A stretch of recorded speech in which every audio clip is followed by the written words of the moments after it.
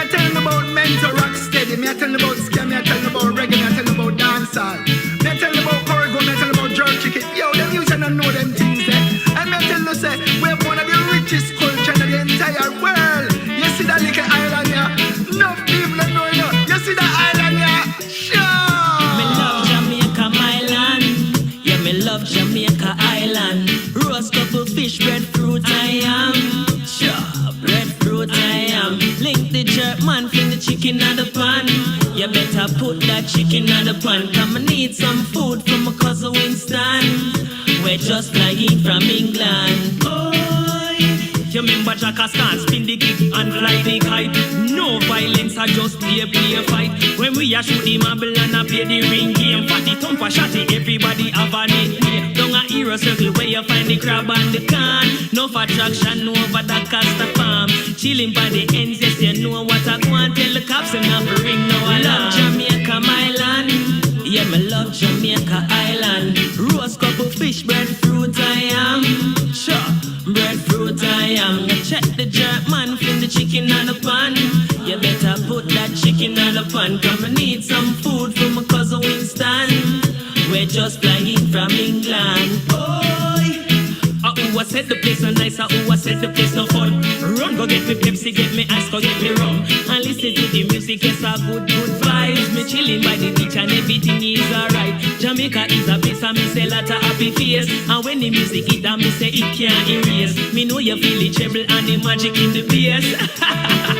Me love Jamaica, my land. Yeah, me love Jamaica Island. Roast couple fish, breadfruit I am. Sure, breadfruit I am. Go check the jerk man, fling the chicken on the pan. You better put that chicken on the pan. Come and need some food from my cousin Winston. We're just flying from England. Sure, skanky, you know, sweet enough. Some skanky. Nice. Watch that one, yeah. One foot scan, sure. Easy with the 1 foot scan. You know I'm not wrong. Mama said, go ask Uncle Tom, but this car rock steady. And ask Miss Jane, but the water pumpy. The two of them together cool and deadly. Got them a listen to a bad them boot medley. We give you John Oates, a tussle forth and QC and Bolt. A peace and love, me say me have to promote. Big dancer keep going, go cut the curry gold. When you say I'm money short, I don't know. Me love Jamaica, my land. Right, yeah, me love Jamaica Island. Hey, roast couple fish, breadfruit I am. Right. Sure, breadfruit I am. Go check the jerk man, fling the chicken on the pan.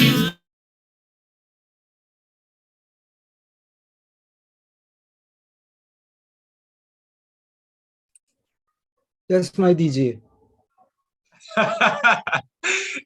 Good afternoon, everyone. Just wanted to start this workshop with a buzz of energy. Shout out to Nataki Topping Ellis for a beautiful suggestion. Welcome, everybody. Today is the final day of our workshop series. It has been the last 3 weeks, especially here with Playwriting, sorry. And we've been with Mr. Williams all that time. He has brought us from breaking down what a play is and why we should do a play to here we are about to read our 10-minute synopsis and I dare say some elements of our plays. I'm excited to hear them. Welcome to Tygox, that's Dawn. Let me see who's on here. We see Talia Reed, that's new. We see Jeanette Campbell, who is always watching on YouTube. Welcome to Codliff. J2, you're in the house. Dave Johnson, Audrey, and the others are coming. So without further ado, ladies and gentlemen, see, Mr. Record is now jumping in. Just want to remind you who our presenter is. Mr. Eugene Williams, I dare say a man that needs no explanation or no introduction rather, because his work has spoken for itself. He's known across the Caribbean as a very interesting director, a dramaturge, As we're seeing here, he's teaching us how the basic elements of playwriting. And I will hint at a piece of technique that he is creating himself called the Anansi technique. But I won't get into that. I will allow Mr. Williams, if he so chooses, to expound on that. But Mr. Eugene Williams, former head of the School of Drama at the Edna Manley College, a practicing director, also dabbled into film about 2 or 3 years ago, and he's here with us. So as is customary, let us turn on our cameras and, you know, interact. We look forward to hearing your plays. In the chat, I know Mrs. Topping Ellis has said to you to register. Those information are very important to us. So welcome, welcome everyone. And the shortest prayer ever is we give God thanks and ask for the creative energy and creative God to be with us here, ladies and gentlemen. So without further ado, turn your cameras on and let us give Mr. Williams our undivided attention. Blessings. Mr. Williams, over to you. Okay, thank you, Damien. Greetings, everyone. Well, today is a big day. Today is the day when I basically sit back and listen to your masterpieces. But before that, I just want to say that this is not by any means a forum for, shall we say, excellent creative work. This is process. This is part of your process. So don't get nervous about sharing your play with us. In fact, after the plays are read, I expect that you will all share in the critique of each other's work. The purpose there is for you to sharpen your own critical skills. And in so doing, you will be, as it were, concretizing your knowledge about the principles that we have been talking about. When you can see them at play, when you can see them partially at play or see them missing in somebody else's work, and by making that observation, you are in so doing concretizing your own awareness. So that is why we're going to read. So this is not really just an exposition, but part of the learning process. So what I'm going to do to start off is some reminders. I'm going to share my screen. Share. Sir Williams, as you remind us, I would just like to ask that we incorporate at least a bathroom break or get a water break kind of scenario, okay. A 2-minute break, just to halfway. That's fine. That's fine. Okay. Could you remind me? I don't know if I spoke about our beaks and come. You were dropping out there, Damon. I thought you had finished speaking, but apparently you weren't. I figure you are now. Yes. Okay.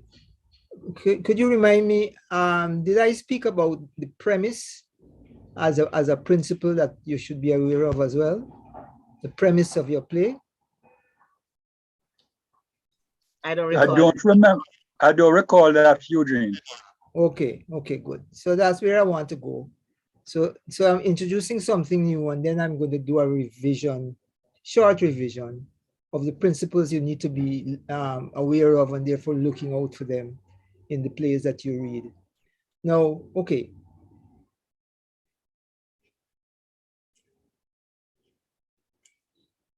Another guiding principle and tool for playwriting is called the premise. And I want to share some premises with you. It is said that every good play has a premise. It's based on a premise. In some cases, the playwright themselves, if they are not writing from that perspective, they may not even know. But once it works, it should have a premise.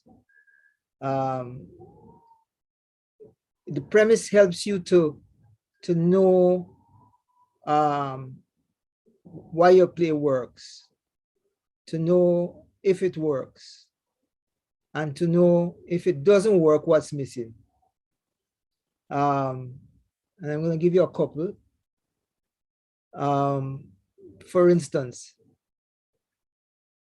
a premise is a proposition stated or assumed which leads to a conclusion.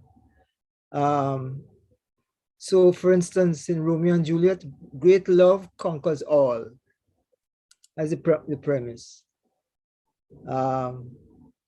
Whether Shakespeare knew that or not, that is what his play hangs on. A premise is every living thing, in fact, including a play, has a premise or purpose in life. Macbeth, I was just reading Macbeth before I came to this workshop. Ruthless ambition leads to its own self-destruction. Notice that the premise, in some cases, follows a progression, as the play should. In case of ruthless ambition leads to its own self-destruction, you know, it's Macbeth's ambition, which becomes ruthless, leads him to self-destruct. There are others such as dishonesty leads to exposure. Bragging leads to humiliation. So you could start thinking about the play that you've written, and if you can put a premise to it, maybe that writer's block that you have been experiencing can be unlocked. Maybe if your play is about dishonesty and you want to show that it leads to exposure, you get a sense now where you want to go, right? That is if that is a possible premise of your piece. Bragging leads to humiliation.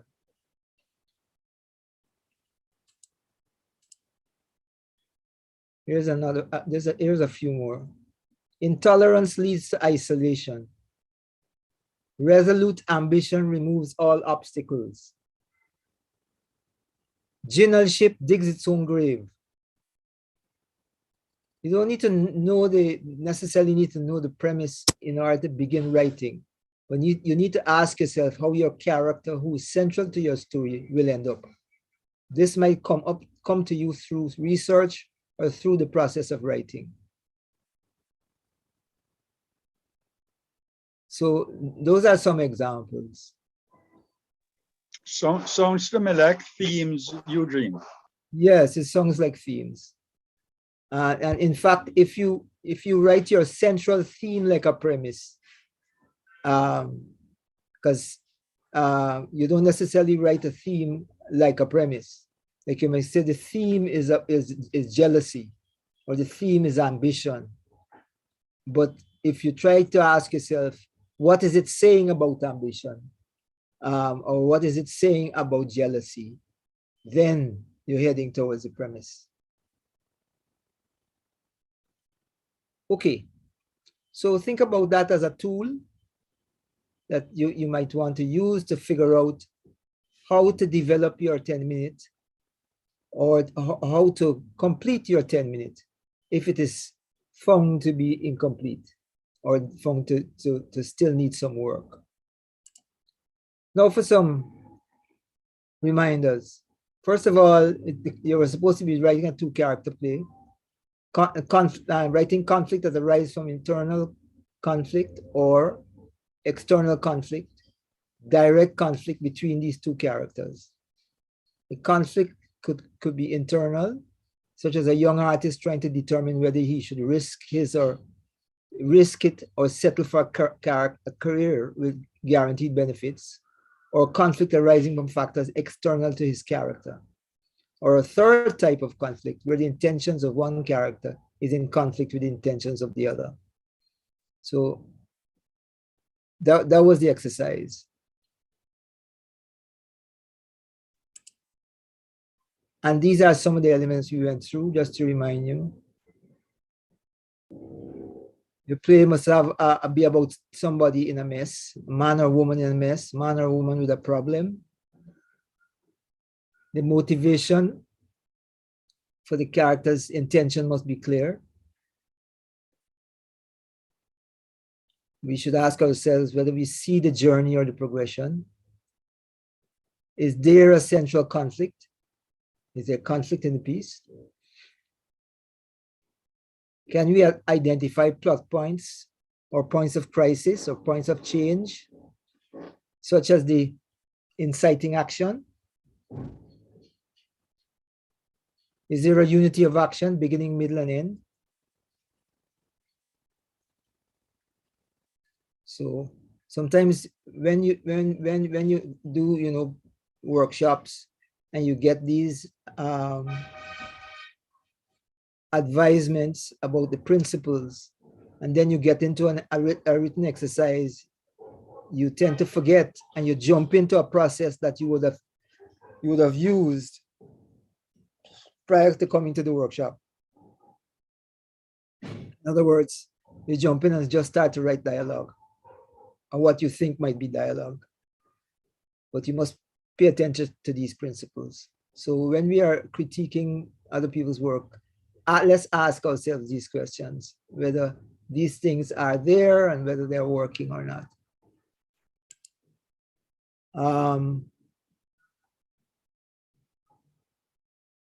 This is one back to, this should have been a previous slide. Some plays have inactive or even two premises and are saved by good acting and theatrics.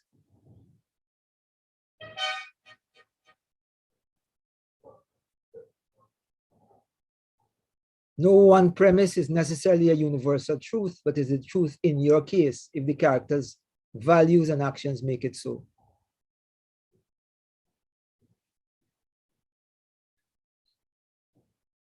And then remember this structure, the traditional plot structure.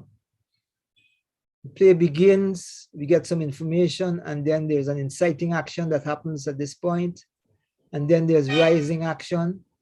The tension lifts up, right? Something happens here. The play is going in that direction, for instance. It starts and it's flowing, moving along, and then something kicks it about here at the inciting action or the point of attack that sends it in the direction of that climax, which is going to come up towards the end. So this is the rising action. Here is where the complications happen. This is the middle. This is also the major part of the play. Oftentimes, like I said, with beginners, you have a beginning and you have an end, but you don't have a middle. Because the middle is really the story. The middle is where you show the challenges that the characters go through, the complications that happen in their lives. Right? Life is full of complications, and in fact, people get stronger, and the teaching points in people's lives come about because of these challenges, these complications that they had to overcome. So this is really the body of the play. And then there's the falling action and the resolution. After it climaxes, it resolves itself, the tension, the steam comes out, and we discover how they resolve the matter.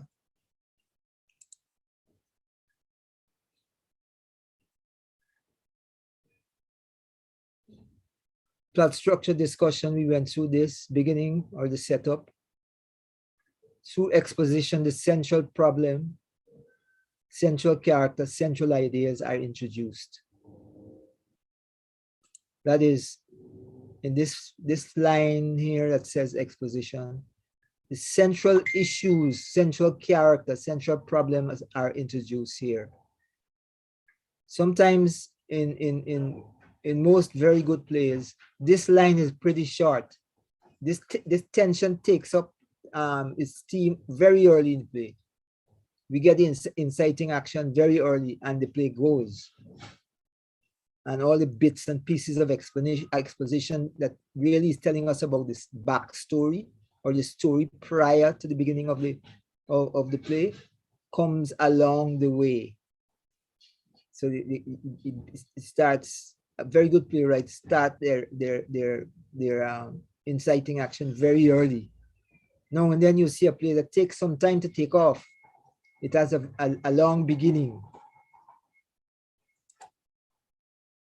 So through the exposition, the central problems, central characters, central ideas are introduced. So we know where we're going. Point of attack is inciting action, the event at which the plot is swung into a trajectory towards the climax to come. The middle, this is the body and major segment of the play in which complications, crisis, and key points of change occur. Climax, this is the ultimate point where the central opposing forces clash. So one of the things you must ask yourself when we read the plays, do you see a point of attack? Do you see a climax? Does the play have a climax? Is there a middle? Is there a resolution?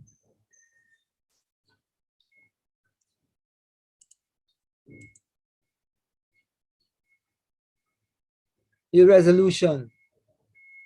Resolution does not mean a solution. So you might be, a play might have a problem that is being dealt with. Playwright doesn't have to solve the problem, but it just needs to resolve the problem. There should be an outcome as in one of the following. One character wins and the other loses. The characters compromise, or the characters reinforce their disagreement. So these are three possible resolutions. One wins, one loses. They compromise, they reinforce their disagreement.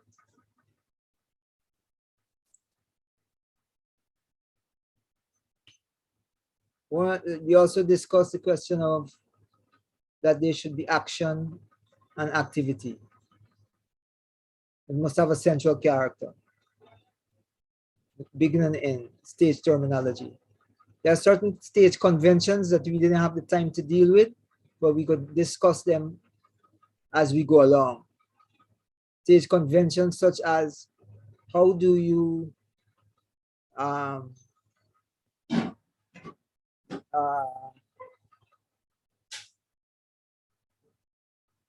trying to think of a stage convention now.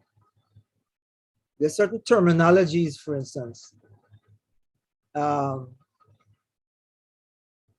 such as stage right, stage left. Stage right is the actor's right. Stage left is the actor's left, not the audience's right or the audience's left. And you may want to, in your stage directions, indicate that, I don't know, in the setting that the exit to the kitchen is stage right. So certain stage terminologies will come up.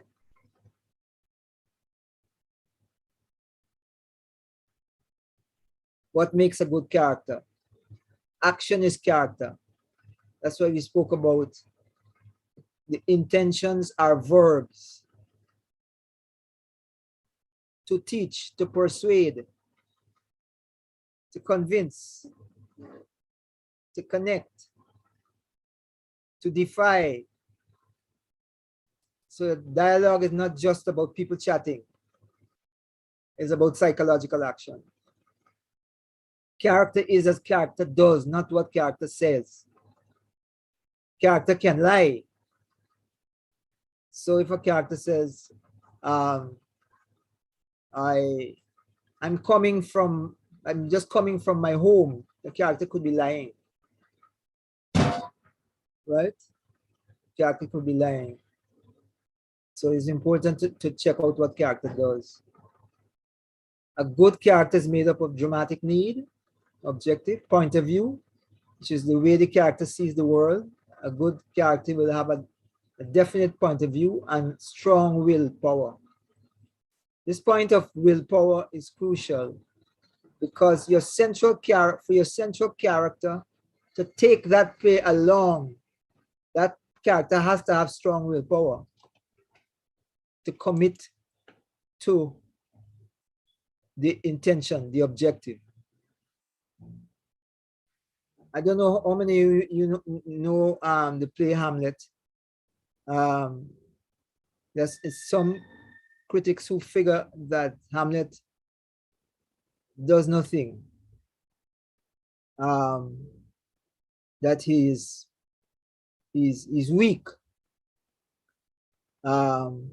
Once you start in Hamlet to figure out what is it that his intention is, then you I think you arrive at a different perspective, that he is in fact not weak, but he is in fact pursuing, is like a good detective looking for clues in order to perform his action, and he's doing that relentlessly. A good character is made up of change. In other words, a good character goes through change. A good character has attitude that embodies willpower. Knowing your character's attitude allows you to add dimensions. Example, negative, positive, inferior, superior, critical, naive. So you knowing your character is critical, which is the reason why your character profile is important.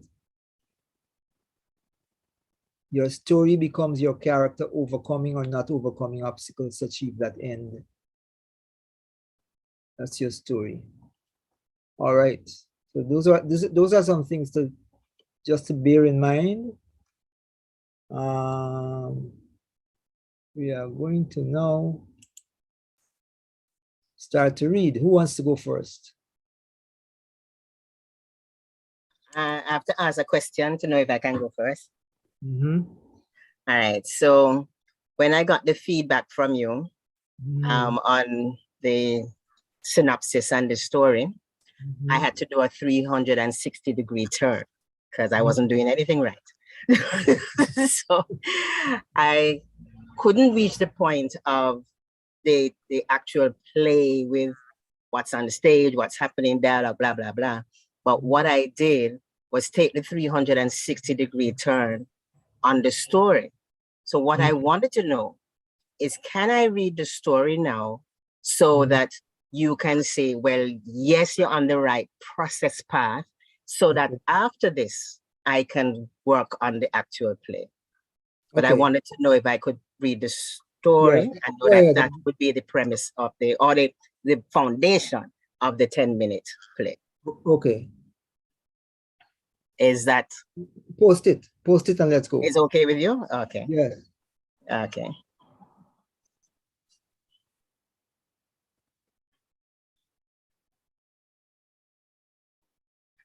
You can see.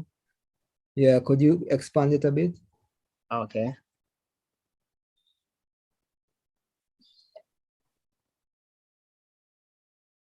Can you see that now? Yeah.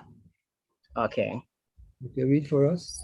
All right. So the title of the story is Red Flag.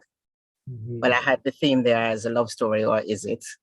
This is the synopsis. You want me to read? First of all, before you read, were my comments clear to you? Yes, I believe so. Okay. So, well, I guess after this, you tell me if it wasn't. Okay. Because you know, if I kerfuff with you. Say it again. Just me wondering. I'm hoping that I was clear in my notes. Do I go straight into the detailed story, or do I go to the straight to the detailed story? No, read the synopsis first. Okay, then.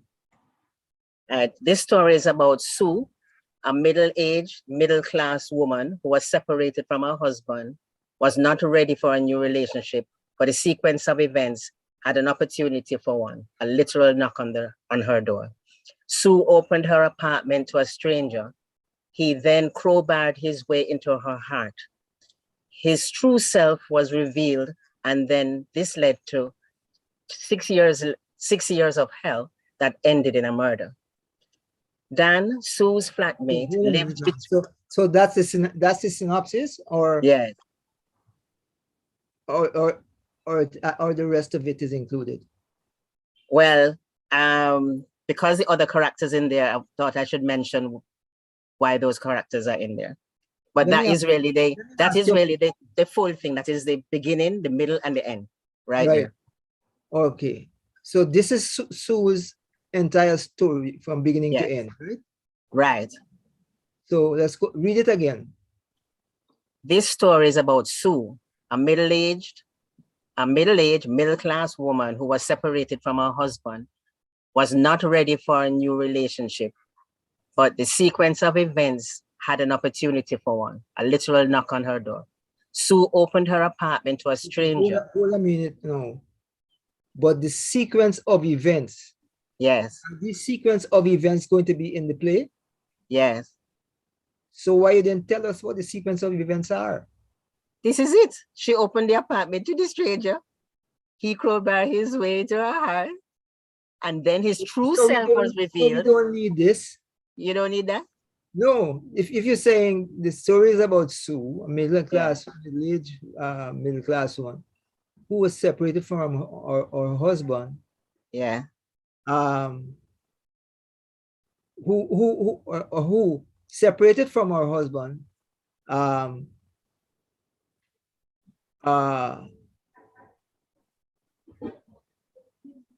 this one prevailed one day upon the break and enter. Say it again. The break and entry of her house by her former.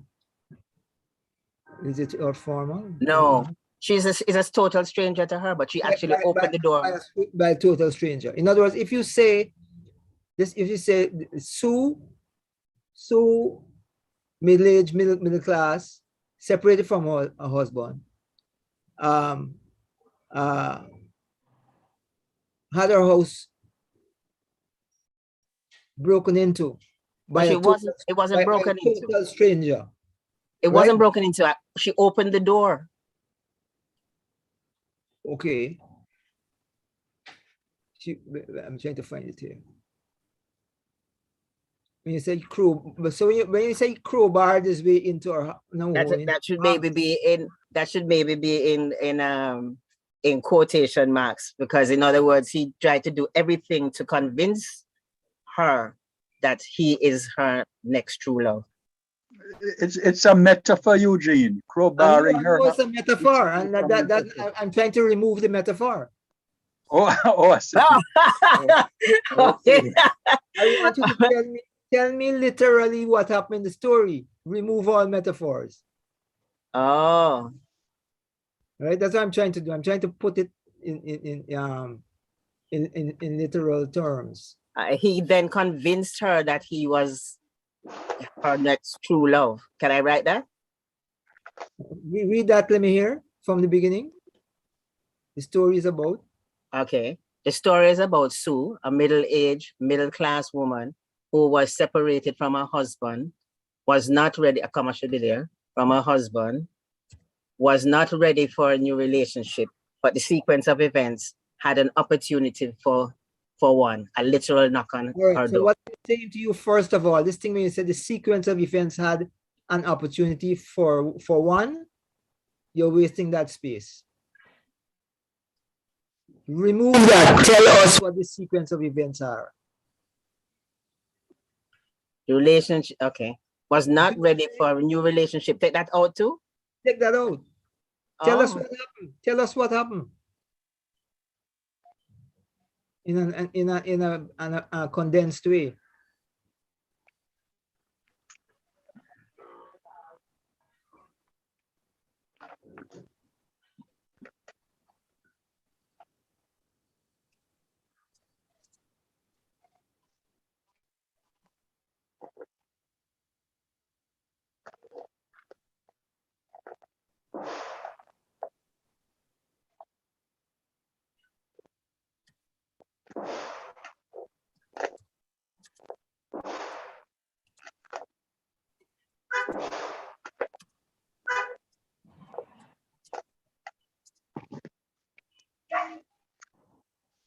Eugene, Is that better? Read it now. Is this better? Read the whole thing. This story is about Sue, a middle-aged, middle-class woman who was separated from her husband. The sequence of events led to a literal knock on her door. Sue opened her apartment to a stranger. Remove was separated. But you need, that's contextual. It was. Comma after who?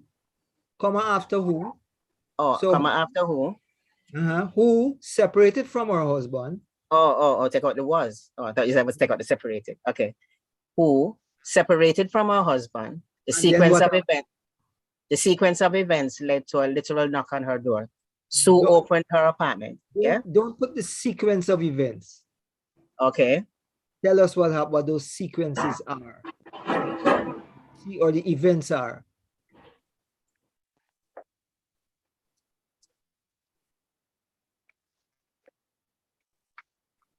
Eugene, I'd like to comment. When you sent me your notes on my attempts, you said this happened because this happened, then this led to this because this happened. And so you're putting in a lot of causation. This happened, then this happened, then this happened, and then there was causation. And I thought that was very clear. So if you ask her to put it that way, it might help. Try and put it that way, Dawn. So what's the first event and then what that led to? So the first event is, as you say, one day she met a stranger. Separated from her husband. One day, separate from her, one day met us, one day, you don't need the she. One day met a stranger. A stranger at her doorstep. Can I put that? Or that's too much? Go straight to the what he did. I opened the door and let him into my apartment. He was out in the sun, and I took him out of the sun and allowed him into my apartment. But I didn't understand that I was opening up myself to a lot more. Well, Sue was opening up herself to a lot more than just a stranger coming in out of the sun. One day met a stranger who, upon her invitation to enter her house. One day met a stranger who, upon the invitation to enter her house,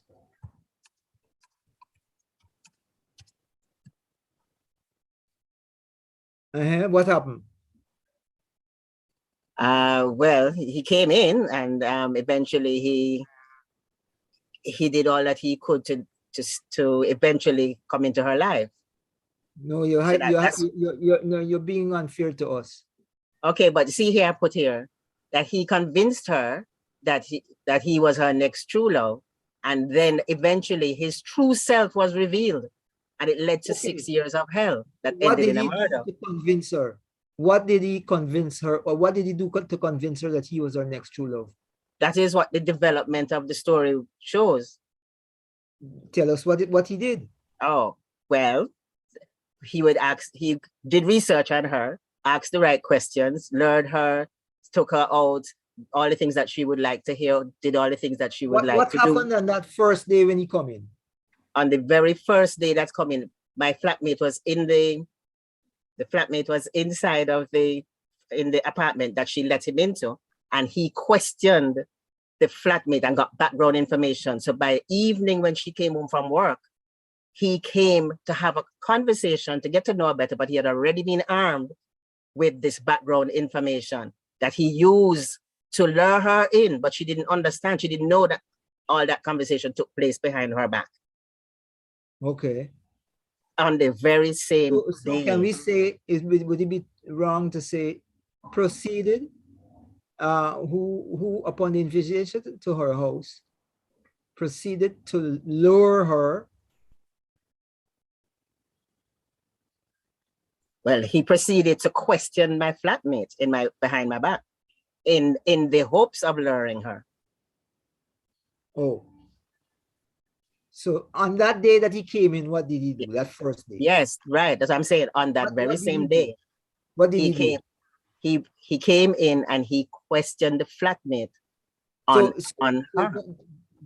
So was Sue there when he came in? No, Sue had gone to work. Sue had passed and gone. She just opened the door and let him in and left. Oh. Could I ask? It sounds like a true story, is it? Yes, it is. Okay. May I ask a question too? Mm-hmm. Yes. Yeah, I'm really kind of wondering why she let him in. Like, this is a stranger. Right, but he was in the sun. He was standing up out in the sun, and that's the kind-heartedness of Sue. She don't want to see somebody standing out there in the sun, waiting on somebody else who lives in the apartment that she knows. So she let him into her apartment so that he could wait there, knowing that he's not alone in the apartment. The flatmate is there. So the flatmate is there. He could have company until the neighbor who is in the apartment block comes home. Oh, I see. She's so very kind though. Like, he's in the sun, Yeah. and that kind of tugs her heart. All right. Right. So what did she see that she caused? Well, that caused her to be compassionate. What did she see? She saw him. He was outside in the sun with a suitcase at his feet and literally just waiting for the door to be open. So when she opened the door, she greeted and said, "Are you getting through?" The aunt says, "No, I'm waiting on my aunt." And so I know the aunt. Well, she knows the aunt. and so he let him in so that he'd be out of the sun and be in a more comfortable environment till the aunt comes. I'm sorry, I missed the part about the aunt. The aunt lives in the apartment block. So Sue is very close to the aunt. Sorry, you say he knows the aunt? Is that what you said? It is his aunt. His aunt. Oh. It's his aunt. So he was waiting at the door outside in the sun, waiting for her to come to open up for him. Yeah. And Sue knows the aunt. I understand. Mm-hmm. So what's the best way to translate that?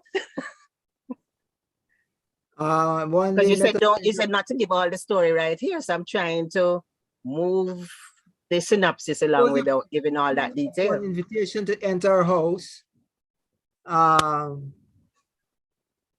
where you would where he took advantage. Oh, where he would await.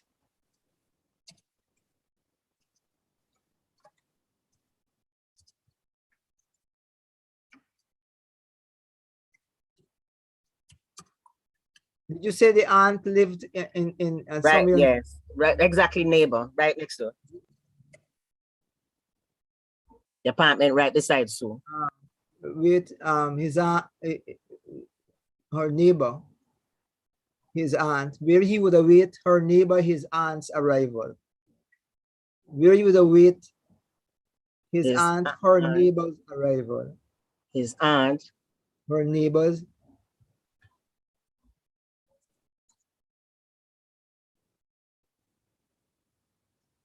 Apostrophe S, arrival. What happened next? The Dan, Sue's flatmate, was I introduced them. When I introduced them, I just told Dan that this person, don't know name, this person is waiting on his aunt. So open the door, let him go into the apartment, alerted Dan, and left. That's what Sue did. Then he proceeded. Tell us the rest of the story. Tell us the rest of the story, Don. So she go on to the detail. Yeah, down to the detail. Go down to the detail. Okay. But tell us the sequence. All right, so I'm skipping over the character. Tell us in your own words now. Oh, don't tell you as I put it here because. No, tell us the story in your own words there now. Don't read it from this. Don't read it. Okay. But tell us. All right, so it has come out already that it is a true story, but when I wrote it first, you pretty much said it wasn't a story. And then what I got from that is that it wasn't dramatic enough for persons to be wanting to watch this play. Or so I realized, okay, so for a friend to hear or somebody who knows me to hear, okay, everybody says this is a dramatic story, but now I need to put more drama in it. So no, that's why I didn't ask you to do that. I didn't ask you to do that. I realized, well, that is how I read that it needed to be more dramatic. That's why I put the murder in there. No, you put a murder. That's why I put the murder in there. No, I didn't tell you that it needed drama. That is so that people want to watch the film or watch the play. No. But I was asking you for the sequence of events in time as the story happened that you're writing. What is the sequence of events in time as the story happened? All right. So I'm going to tell you this now and forget about what I wrote. Don't add no drama. Just tell us the sequence of events that the story. Okay. All right. So in the evening, when Sue came back home from work, by the way, let me just say the reason why he had the suitcase, because he lives in Mandeville, and there was an expo at the arena that he was a part of, and so he had come down for the weekend to be a part of that, representing his company. All right. Okay, go ahead with the story. Right. So I come home and my flatmate says, the person who you let in this morning is very interested in you. Now, I don't even remember who I let in. I mean, I don't remember no features or nothing. But he said that because I've been out of a relationship for a while, this is the flatmate, he's encouraging me at least to listen and to open myself to this person because he seems very nice. Again, I did not hear that there was a big inquisition that took place. All right, so the knock on the door is about 10 o'clock in the night, and it was him. I let him in, and we chatted. We chatted till morning.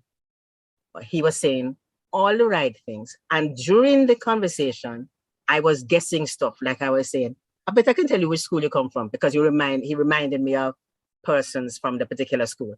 And he says, I'm correct. And then I said, I guess I could tell you I could guess which month you're born, because he reminded me of myself. And then I was doing, and he kept saying that everything I said was right. I was guessing everything right. And I said, this is unbelievable. And I wonder if it was like some gift from heaven or something, because this was like amazing. And everything he's asking me, everything that his interests were aligned with mine. What happened? All right. So we planned for the weekend to spend more time together. So I went and picked him up after the expo the next day. We went dinner, we went dancing. The day after that, we went church together. And then he went back to Mandeville. By Monday evening, there was no cell phones. He's calling the landline and we're spending hours on it. I'm not thinking that. Pause for a moment. So far, everything is okay. Everything is okay, right? So I'm thinking this is the love of my life right here. There's no problem and there's no conflict. Well, the problem to me at the time was that my flatmate is pushing this thing and I wasn't ready to go into another relationship yet. I haven't gotten over my husband. I was still married legally. So I wasn't ready to go into anything. So that was my conflict. Inside of my head, I'm saying, are you ready to move on? And then secondly, I'm saying, is this a gift from God? Because I mean, this person seemed to be perfect. And so that is an internal conflict that I was going through. All right. That it seemed to me so far, that is a story that you need to write. If you write it from that perspective. Okay. Right? Okay. And you may need to find ways of representing that inner conflict with you and the flatmate. Yes. You understand what I'm saying? Okay. So so that's the story, but when it comes to the play, you now need to bring in the flatmate. Yes. She is trying to convince you to do something which you are not comfortable doing. You are having in a conflict about. Right. Right? Yes. And that is how the whole thing evolves. That she goes, by the way. Happens, but yeah. she's trying to convince you to persuade you. You don't want to do it. you and she having this tussle, right? Yeah. She wins to a point. You go out with him, and you may now have to put some fiction into it, that you go out with him, and you pick up some clue that something is wrong, and that further triggers your apprehension. Right. And by going with him, some complication happens. The complication itself could be something, I don't know, that with the husband. Okay. The husband come back in your life somehow. But in other words, that story needs to be complicated. You are having a problem. The problem is that you're separated from your husband. Let's say you want companionship. Right. You're separated from your husband, and your flatmate capitalizes on this need of yours. Correct. Which is companionship, and she persuades you. Yes. Right? She persuades you. Right, I'm saying it's a he. The flatmate is a he, and he secretly, and he also secretly had desires for me, but never told me. Right. So that is part of the conflict that could have been. Right. I didn't go that route, but I could have gone on that route. You could have gone, and that's one way to use your own story. In other words, it's based on your own story. It's not your own story. Yeah. That's one way to go. Yeah. And the guy with the suitcase is the agent of complication. You are the protagonist. He is the agent of complication. The friend, the confidant. Right? Yeah. And another way to look at it, doesn't have to be this way, that the real antagonist is the husband. Okay. Maybe not. Maybe you don't want that. You understand? Yes. So it's based on your story, but in order to now get the conflict in there and get some functioning characters, Sue is your central character. Yes. Your flatmate is your confidant. Yes. And this man is the agent of complication. Correct. Or an antagonist agent. All right. Yeah. And so he comes in and muddies your life, so that the real motivation behind it is Sue's problem, which is the need for companionship. Right. Well, I called it red flag because Sue was missing all the red flags, and I really wanted this to be something that I could really write and share as a play, and maybe one day be done, so that other women out there would be alerted to some of the red flags that cause the end result. So this is where my motivation was to do this play. All of those red flags could still be built into that. Okay. And what I suggested is just one way. Yeah. Of using that story. Yeah. Just one way of using that story. All right. So I'll reel and come again. So understand what this is a good teaching point here. Yeah. That when we were doing the refresher bits, we went through those refresher bits. We spoke about the character's motivation. That objective needs to have a motivation. We also spoke about the character needing to have a problem. So if you go back to Sue, what is Sue's problem? Not the situation or the problem in the situation, but Sue's problem. Okay, her conflicts and so. One way to deal with that is that she's in need of companionship. Right. Right? I mean, you might not have been in that position, but for the purposes of this work of art, right, you are creating that, right? Yeah. So that there's that tension between you and or flatmate. right? Okay. And then this guy comes into it. All the red flags from him can work, right? Yeah. I don't know if anybody else want to take that same story and weave a different narrative. And let's leave Dawn to choose. Anybody else want to weave a different narrative? Yes, Eugene. I'm intrigued by the flatmate because I'm a bit puzzled as to why I'm a flatmate who has a secret crush on a beautiful woman would want to set her up with this man who just turned up with a suitcase out of the blue. Something is wrong with me as well.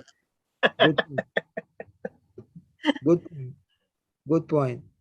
Does she have an ulterior motive? He actually wanted me to fall in love with him myself, not with him pushing the situation. But I wasn't even, I just think of him like a brother. I don't think of him as like somebody else. He's my confidant, he's my brother, he's somebody there that's helped me when I was down, but I would not for one moment thought of him in any other way, not knowing that secretly he was hoping that even though he's pushing this other scenario, and also telling me, oh, you must get out there and stuff, that he was hoping that I would turn to him and say, it's true, let us maybe try something. I don't know. But that's where his brain was at. Yeah. Well, one useful thing to note here is that this happens if you are trying to write a play based on your own story.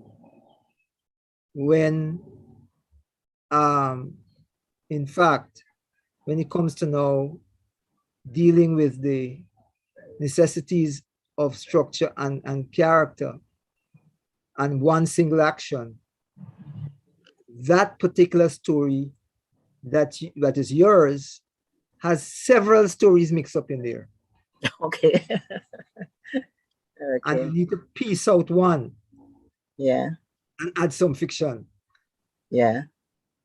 You know, let me ask you another question.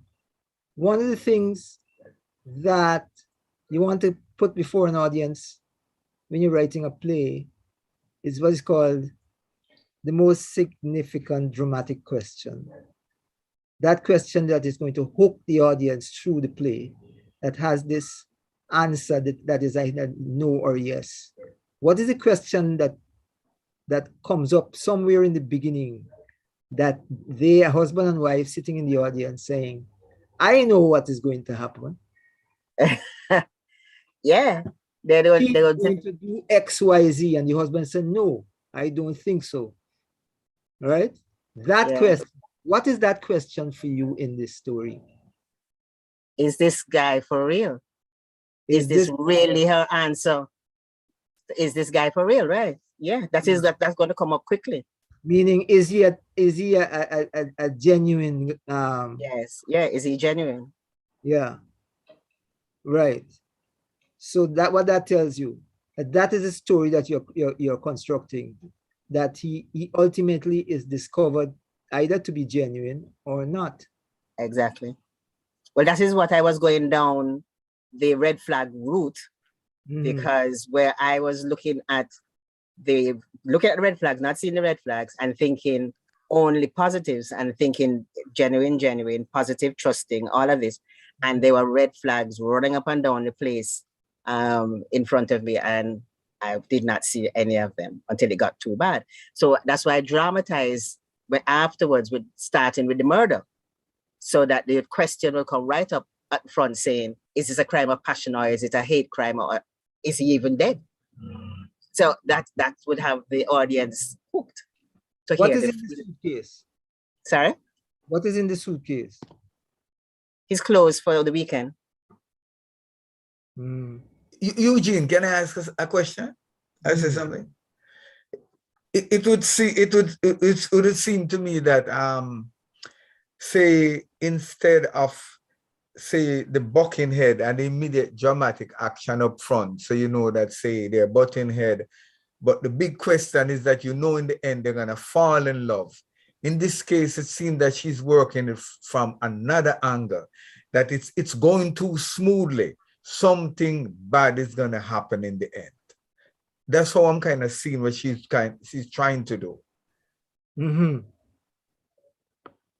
Yeah. And the story I'm asking her to write is the sequence of events that get there. Takes us to that point.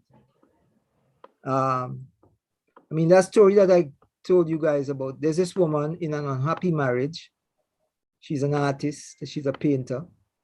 There's about a woman in an unhappy marriage, a painter, who starts an art class, presumably for therapy, falls in love with the teacher.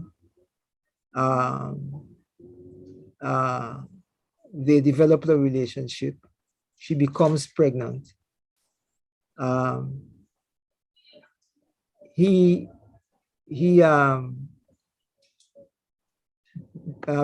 doesn't take ownership of the child, and she decides to leave husband, leave him, go pursue her art and her life, and bring up her child. No, that is a progression in terms of a synopsis. If you write out that story, you could have several narratives. You could take that premise and write that story with several different ways of writing the story, right? From that premise, because we only have some general things in the synopsis. And it's something like that I'm asking to write as the synopsis, and that the story and your synopsis must be told in the way you would tell it to an 8-year-old. If you went to see a movie and you come back home and you're telling your 8-year-old what happened. Sir William, sorry to disturb. Just a gentle reminder that we hope to get through as many of the plays as possible. Yes, and also just to say to you that you need to turn on your light in the room before it gets dark. Okay, right. So I'm just trying to make clear what are the teaching points coming out of Don's piece. That you're writing the story as if you're telling it to an 8-year-old. So it's not complicated, and it tries to capture everything in a simple way, right? And it must have the satisfaction of a story from beginning to end for that 8-year-old child. You understand? Yes. So the story is about this woman, Sue, who, for instance, if you go the route I was suggesting, who is in need of companionship. And before that, you'll have to say Sue, who separated, a middle-class woman who separated from her husband, and in desperate need of companionship. Companionship. She prevails upon this, what she thought was a innocent young man, and you take it from there. You tell the rest of it like that, in very simple terms. Yeah. Tell us what happened, right? All right, I'll try again. Thank you. Don't. Yes, question, Eugene. Yeah.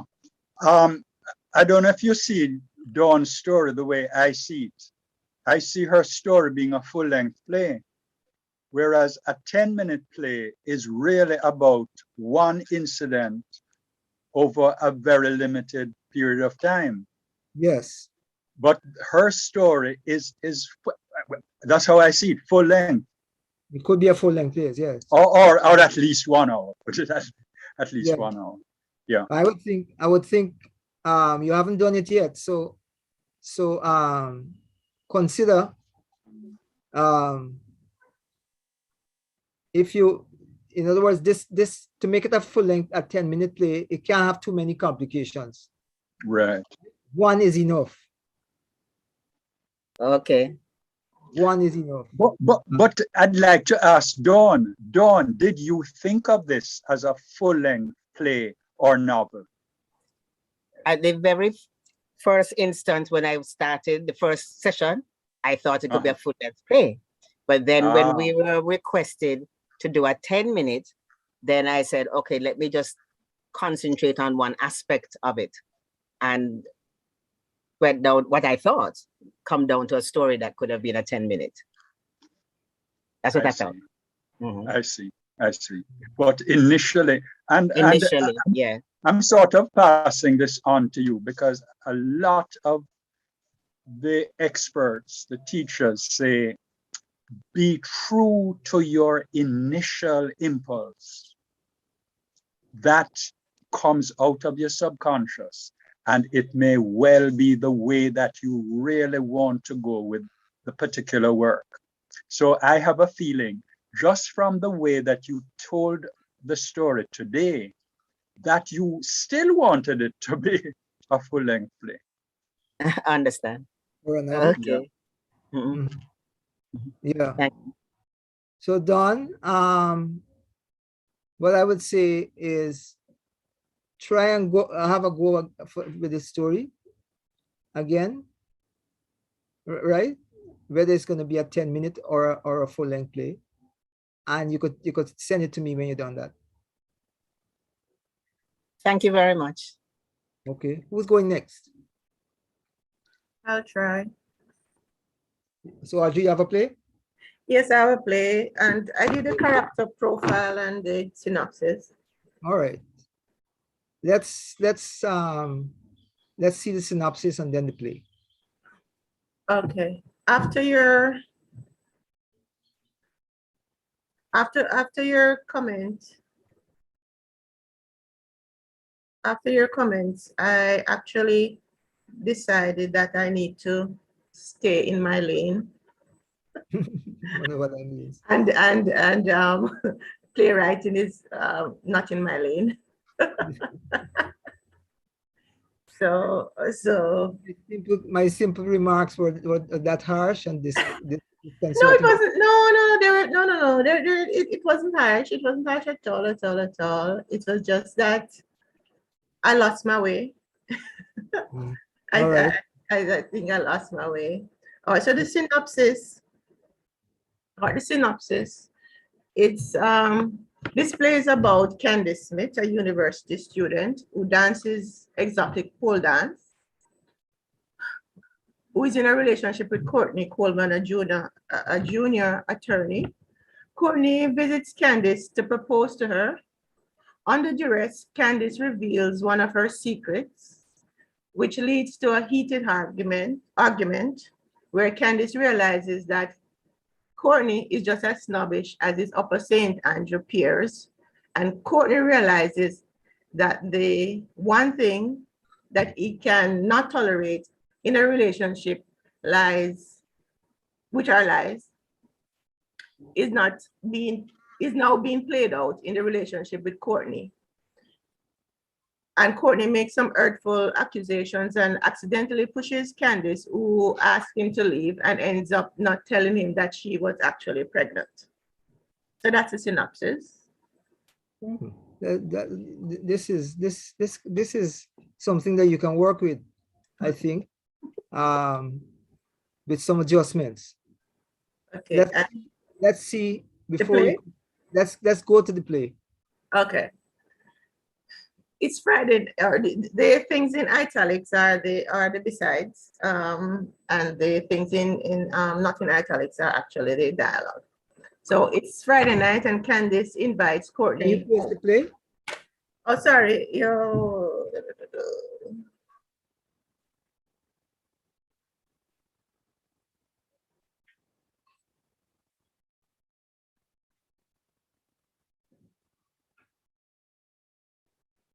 Oh, you're not seeing it?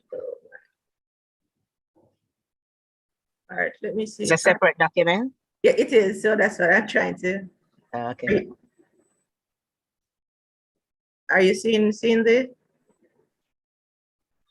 synopsis still? Oh, it's still a synopsis. Oh. I need to close it. I need to close the synopsis. I need to stop sharing. Sorry about that.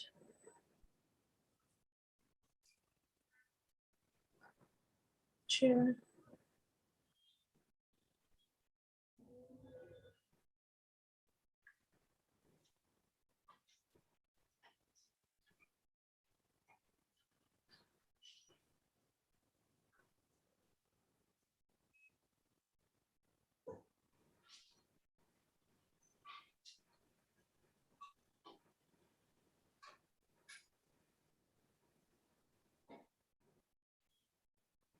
All right, you're seeing it now? Yep. Yes. Okay. Could you cast it? We need a Courtney and we need a Candice. Sorry? We need a Courtney and we need a Candice. Oh. Okay, someone wants to be Courtney. Michael and Conliffe. Which of you will take Courtney? Come, Damien. Courtney is you. Damien? Damien doesn't want to be Courtney. But I'll be both. I'll be both. No, man, I want you to hear it. Damien.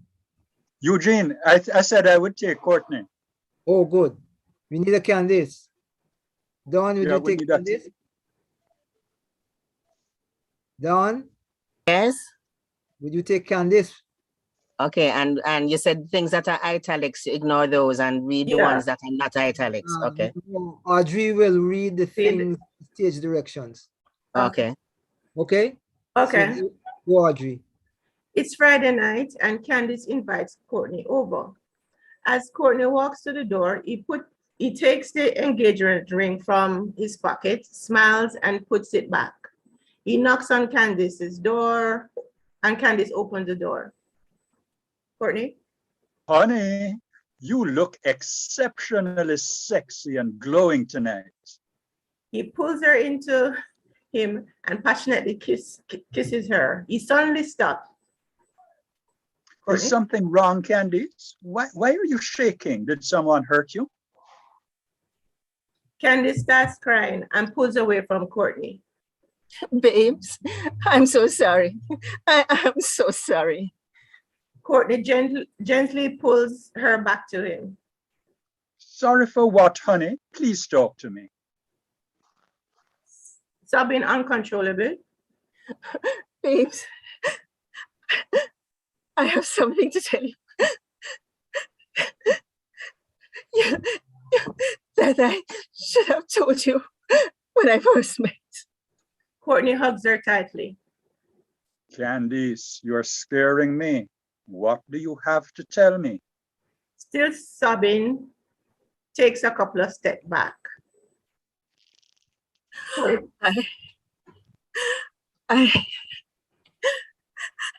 I do exotic pole dancing at a gentleman's strip club on Tuesdays and Thursday nights.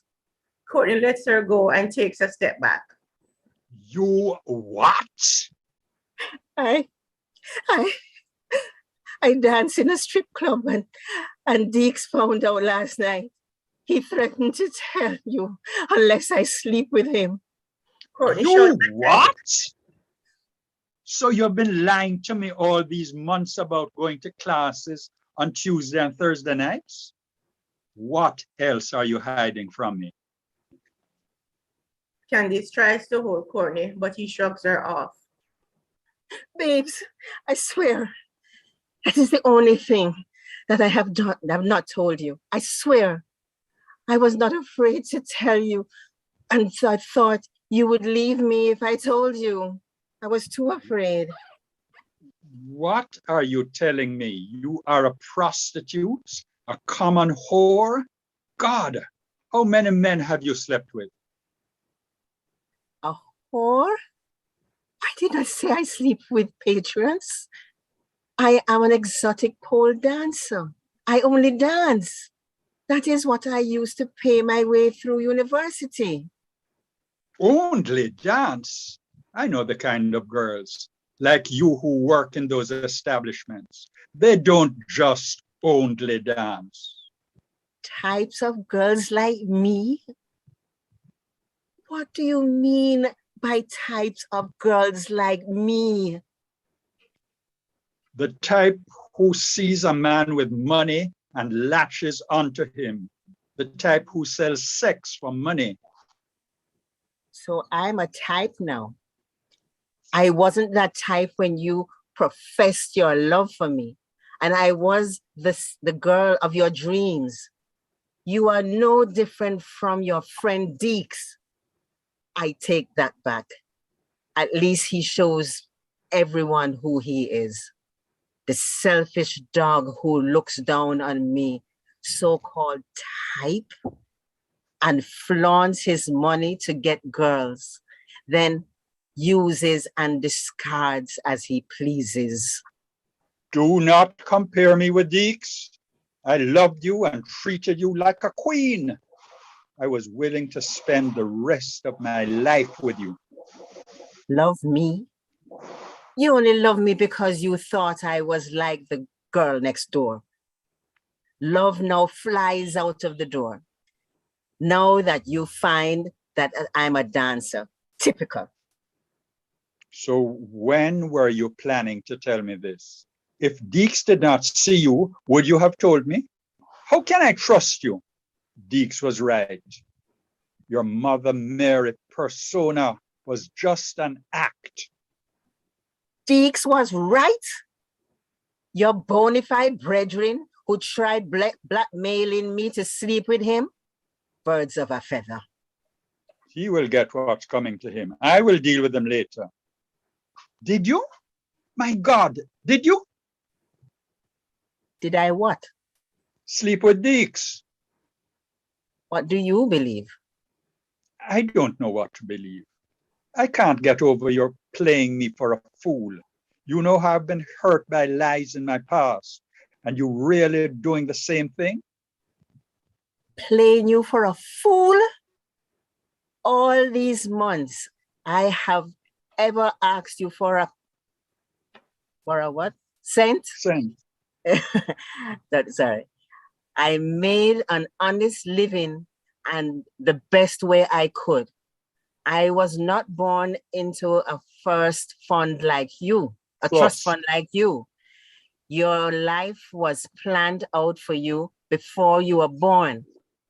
Right family, best schools, a place waiting for you at your dad's friend's law firm. I am not like your Upper St. Andrew friends. I have had to learn how to take care of myself on the streets. I am a great dancer, and I saw how I could make my money from it. I saw my mother being battered by my dad because he could not provide for her, because she could not provide for herself. And I swore that I would do whatever it takes to make it on my own. So why did you lie to me? To avoid the look of disgust that you have on your face now. The look of being sorry for that you ever touched me. Life is so funny. Yesterday you were so in love with me, but now you don't even want to look at me. I guess I won't fit among your socialite friends anymore. Woman, stop judging me. I wasn't the one who lied to you. I will again be the laughing stock among my friends. I told you how Felicia lied, cheated, and got pregnant for someone else. You know that lying is one of my biggest pet peeves. How could you do this to me, Candice? Courtney, I'm not Felicia. I am still the same girl you fell in love with. I do love you, and only you. I respect you too much to have let any other man touch me. Did you sleep with Deeks? Did you sleep with Deeks? Candice sees the disbelief in Courtney's eyes. It wouldn't matter what I say. You wouldn't believe me. Courtney angrily heads to the door to leave. Candice tries to hold onto Courtney, and he pushes her away. She loses her balance and falls to the ground and clutches her stomach. Courtney turns back to help her up. Candice shouts at him, "Leave me alone. I don't need your help." Courtney still moves towards her. Candice screams and holds up her hand across her face. Jesus Christ, Candice, what kind of monster do you think I am? You think I'm going to hit you? It was just an accident. Courtney, please leave. Courtney still walks towards her. Sorry, who's speaking? Candice. Oh, leave? Courtney walks out and slams the door.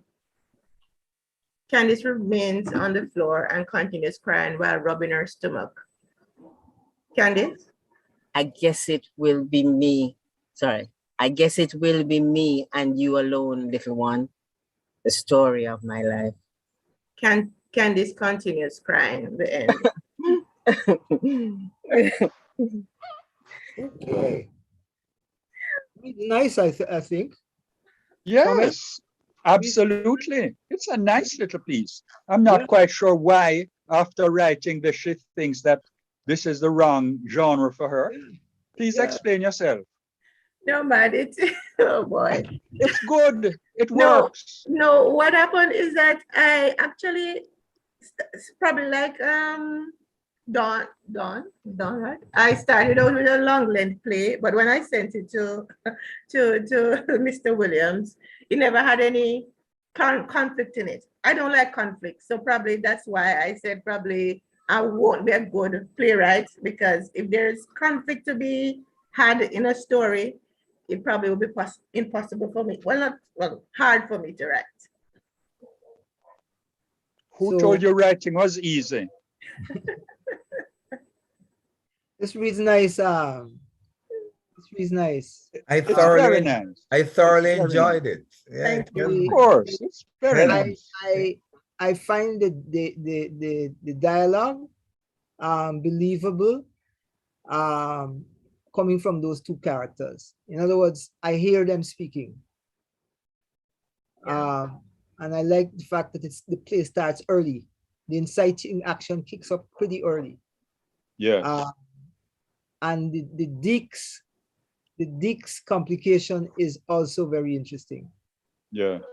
Right? So and it has a beginning, a middle, and an end. Beginning, middle, and end. What is the climax, everybody? Audrey, what is your climax?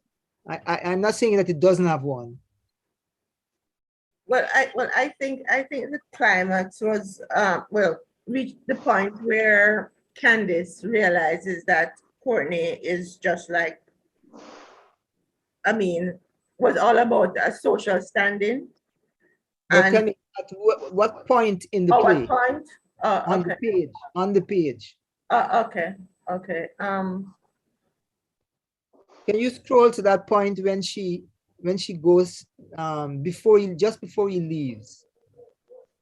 When he says, "I'm playing," where he says that she's playing him for a fool, and then she started to tell him about his life, to say that his life is different from hers. He came from the right family and so forth. So, and she couldn't mesh up with his Upper St. Andrew friends. Find the point when she falls to the floor.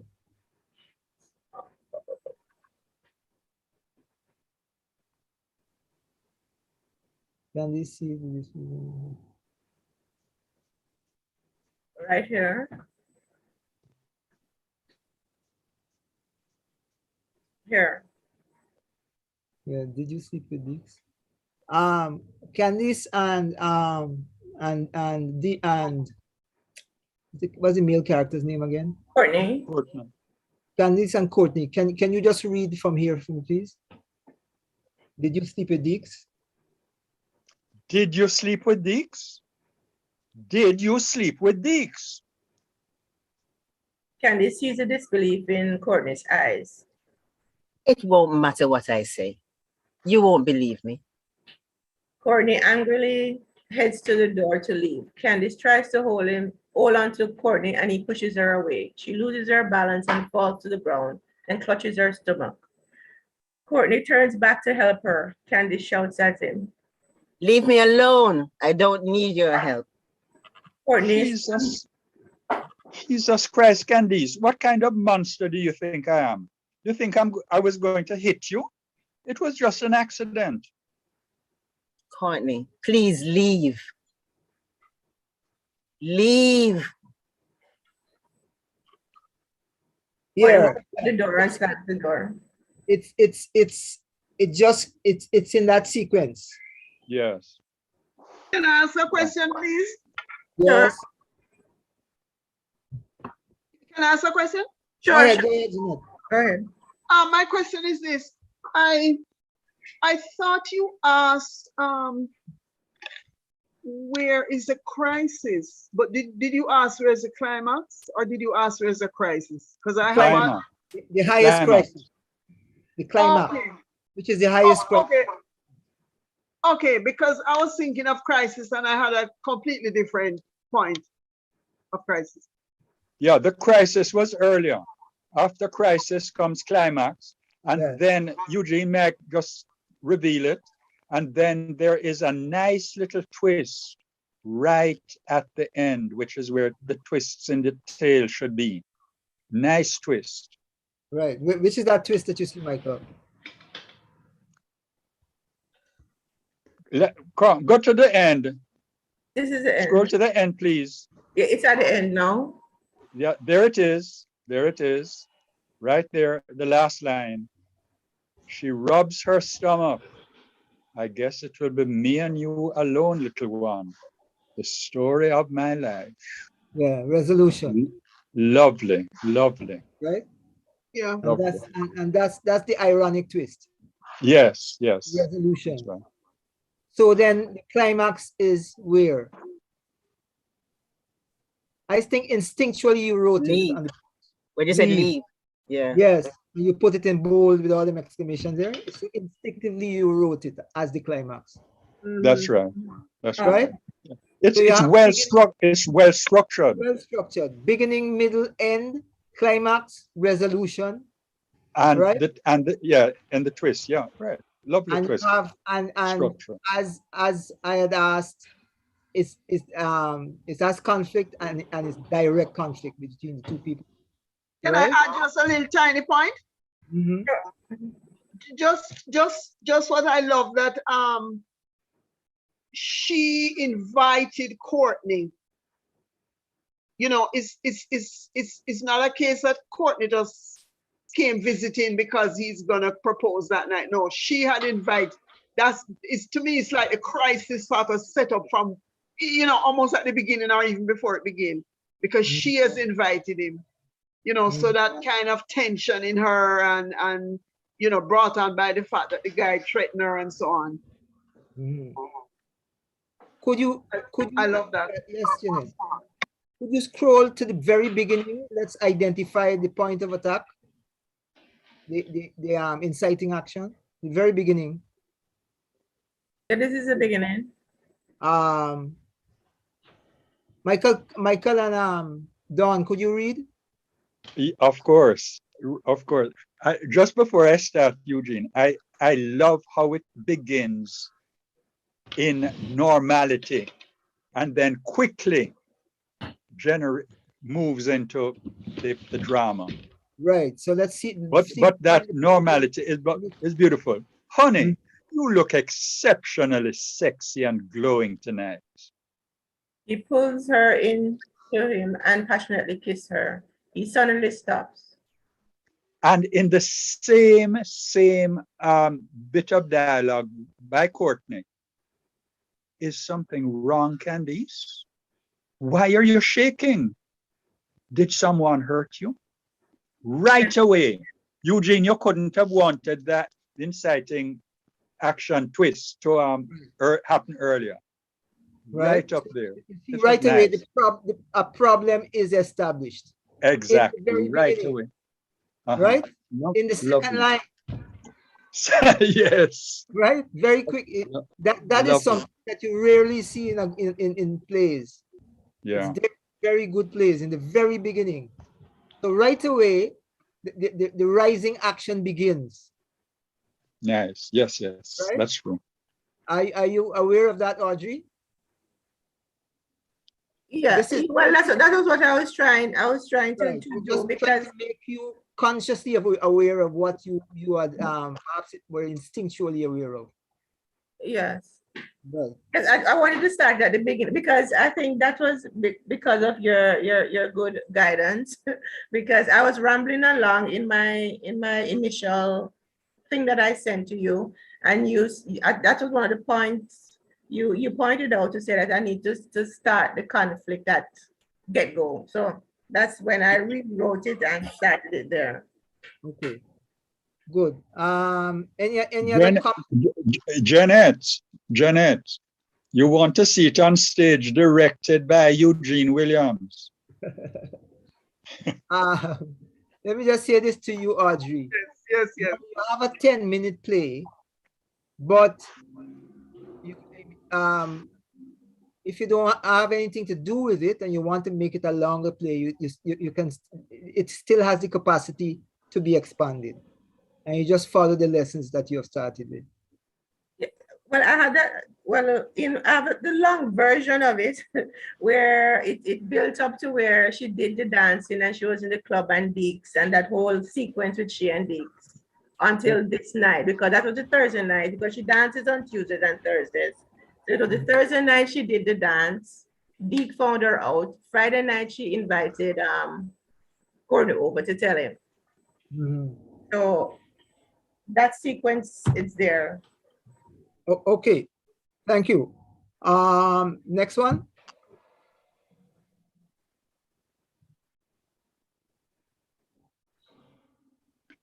Eugene, I would like to go, but my play is on another machine. But I did send it to you. Would you be able to screen it?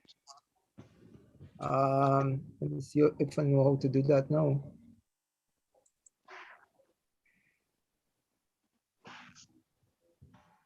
Did you send it to Damien also? No, no, I didn't. I didn't. In fact, can you send it to Damien now? If I get his email address, I could. Damien, are you there?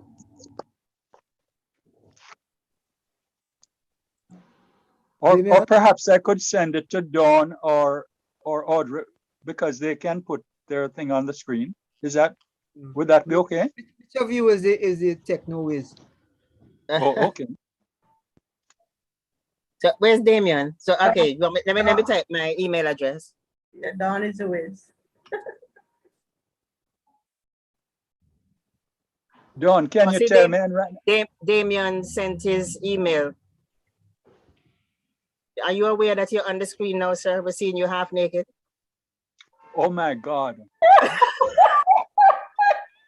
Sorry about that. Oh my God.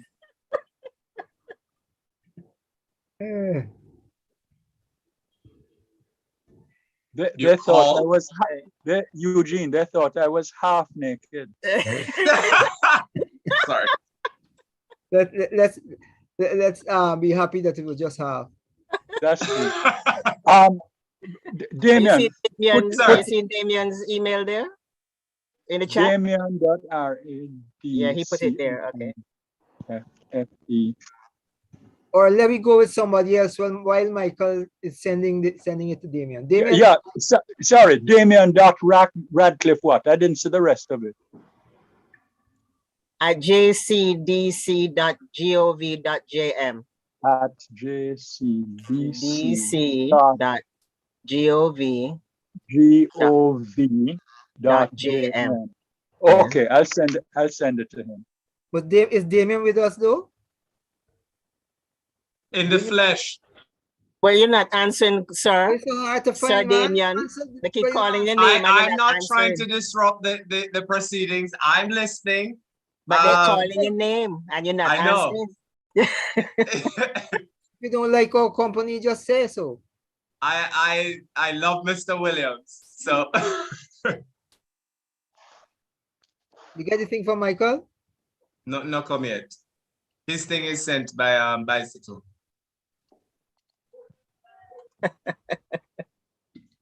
You went to put on clothes first.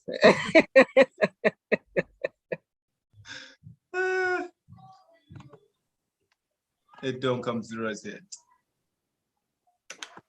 I'm now clicking send. I'm now clicking refresh. Yeah, I'm just clicking send. You could do a 10-minute play just from all that. And when I get it, what am I doing with it? You're going to put it up. Share screen. Now, you see now, Mr. Record, sir. Look at this. Eugene, Eugene, please cast it for me so I can listen. Okay. It's plenty formatting I have to do as well. All right, let's just Control A. Oh dear, Give sorry. space. It's all right, Mr. Record, sir. Malachi, are you with us? Yes, I'm here. Yes, I'm here. Thank you for coming earlier than you said you would make it. Well, I actually went to the event and I left and I'm going to go back. So I plan to dip out sometime.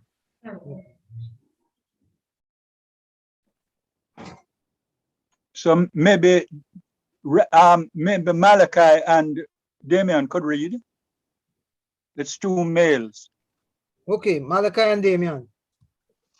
Okay. I will read the stage directions. Open up the type just a little bit more.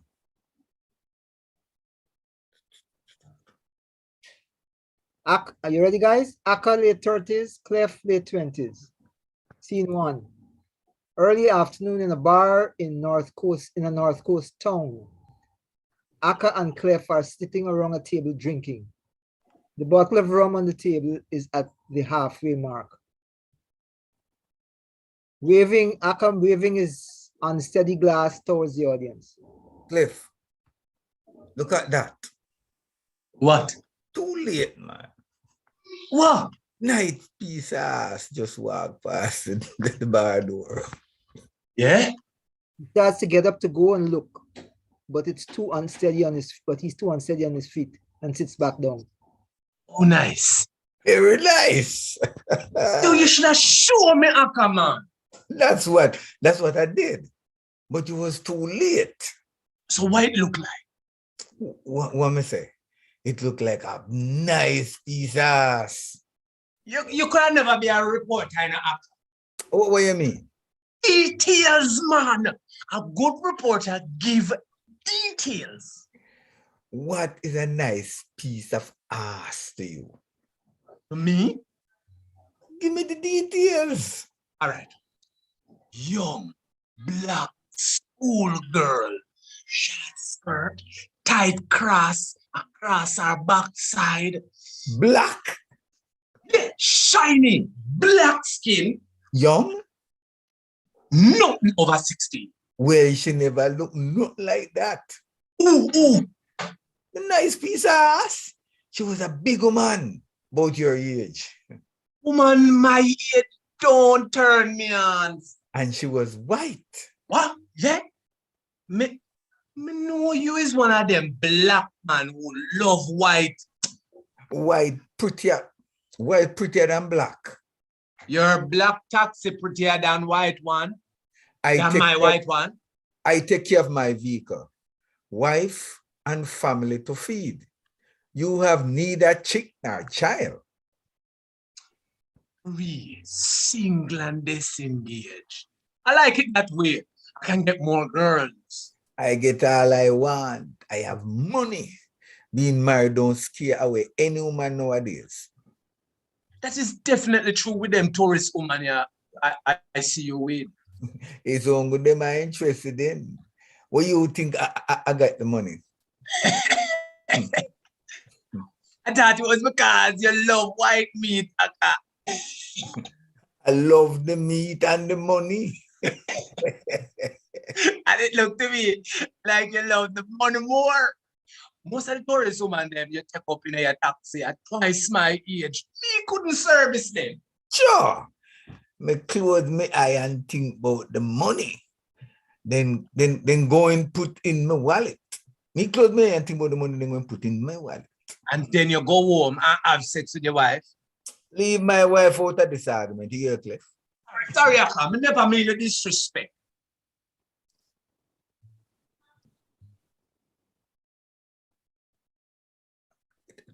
To tell the truth, Melly, love the money and bring home more than that. That is not what I hear. What you tell you?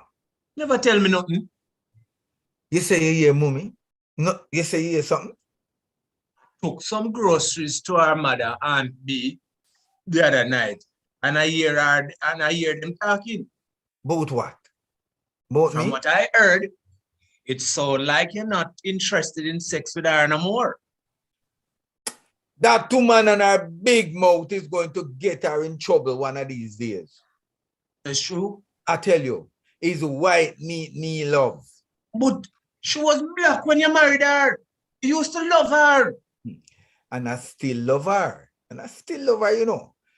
But now as a sister nowadays, I change to the star screw white woman. But if a man don't give him wife or girlfriend, what them like, them will leave him. I know. I don't want her leave me. It's 2 daughters we have. Me couldn't take care of them, especially like how them soon turn teenager.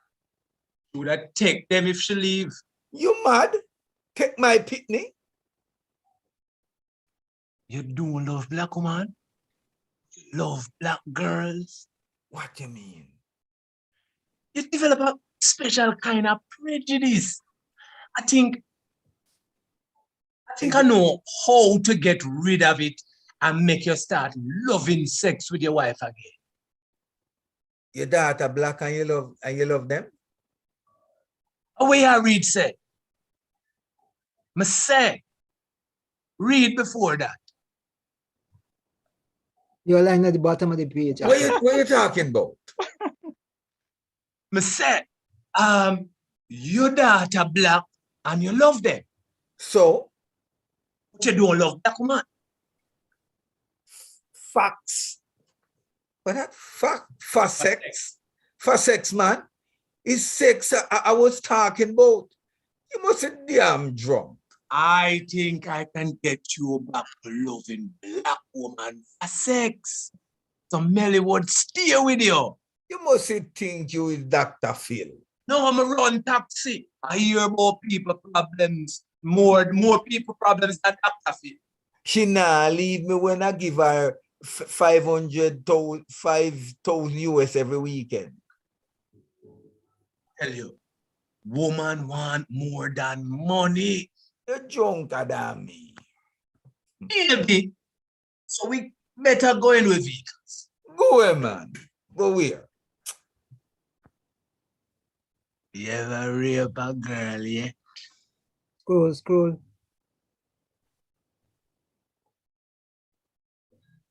Scene 2, minutes later. The men are driving in a car shown by them in the vehicle's front seat. In front of Akka is a steering wheel.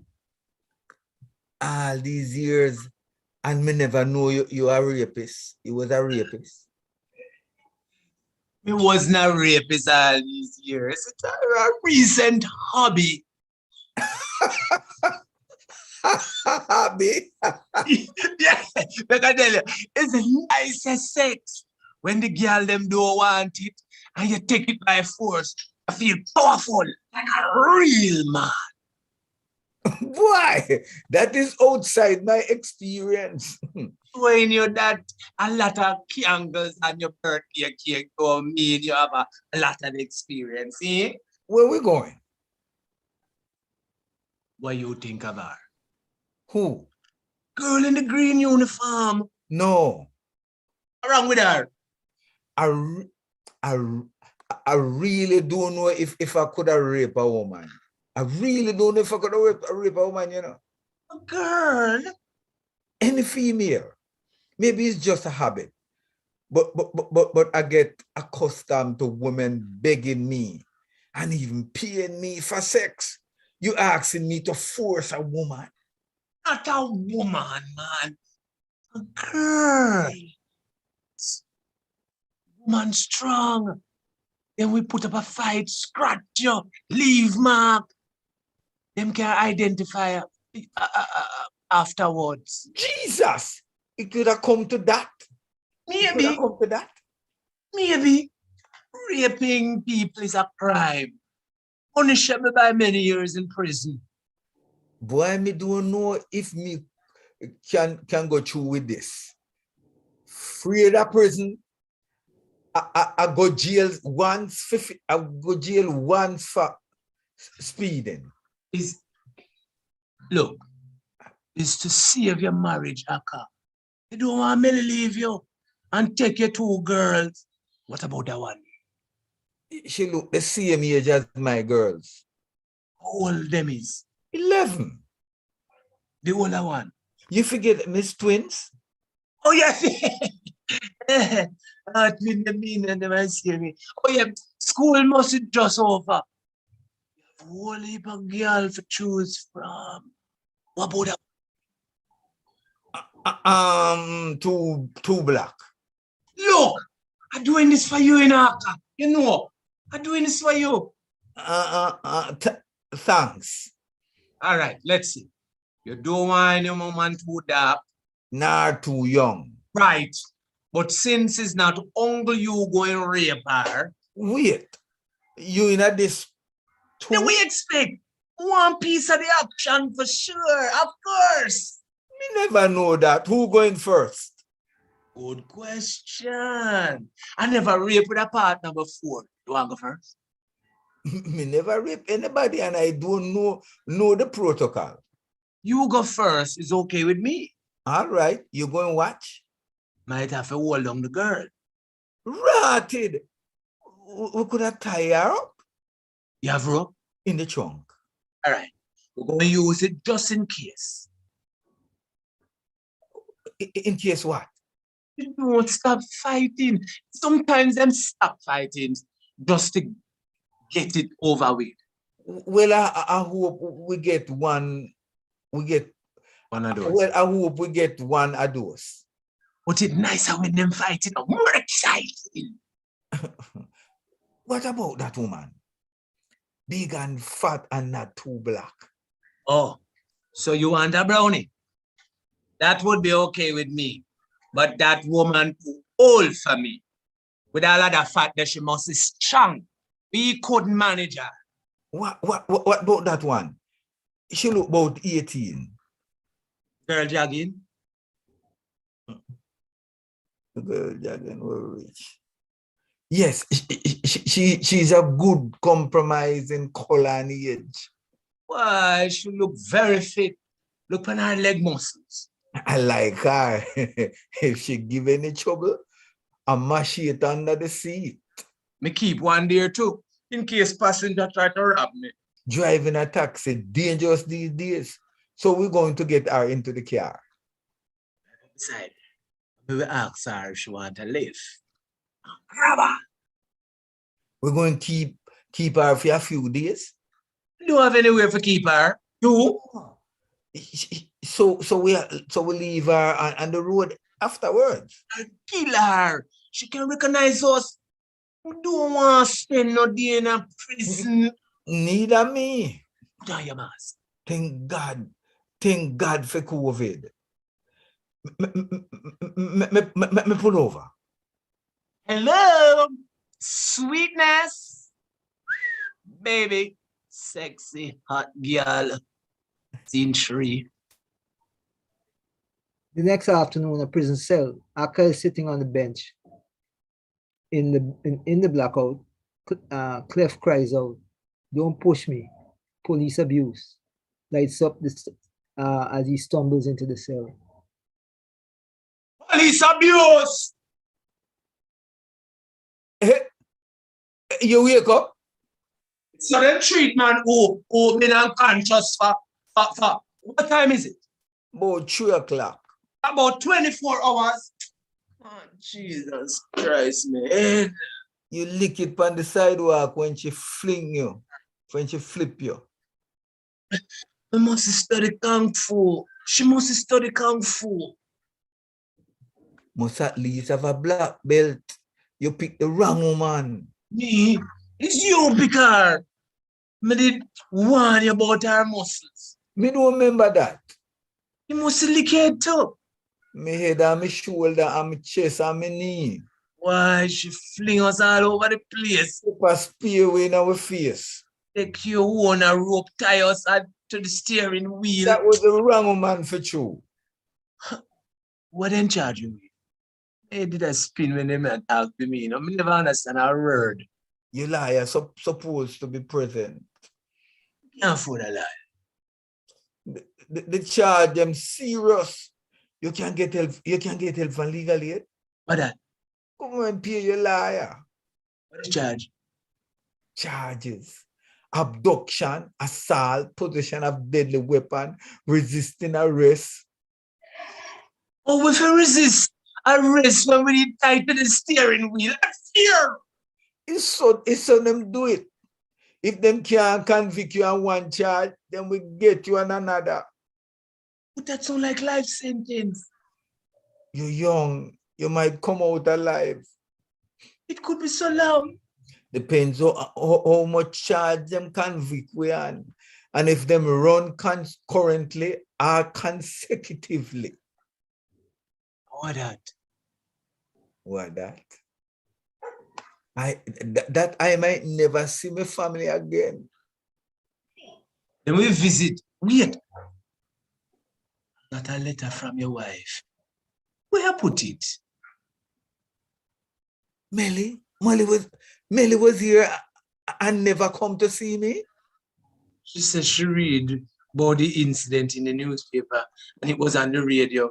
So she said she see him can't done. I should have never listened to you.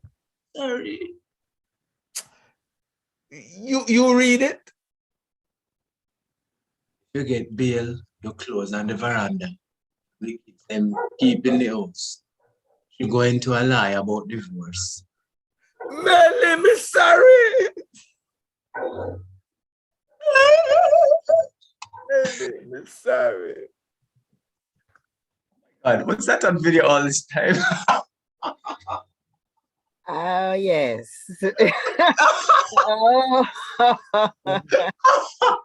I didn't even know. You are a little bit too into it. So, Michael, very, very well read. yes. So you like the actors see it as a farce?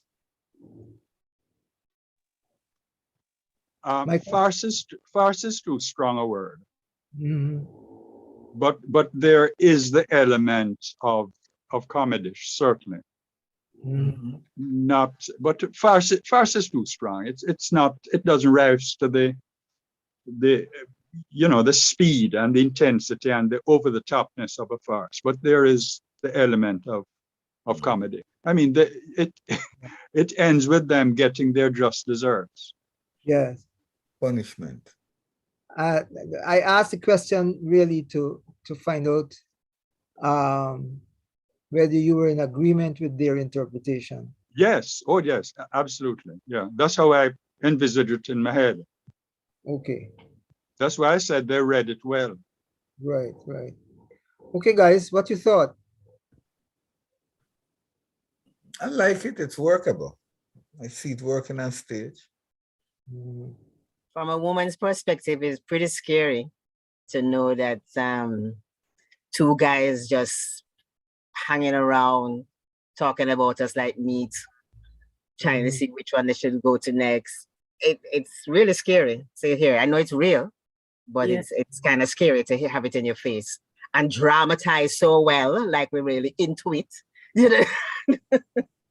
But that's one. Yes, it was based on a true incident. You know the taximan, and in fact, one of my students, she was held up and raped. You know.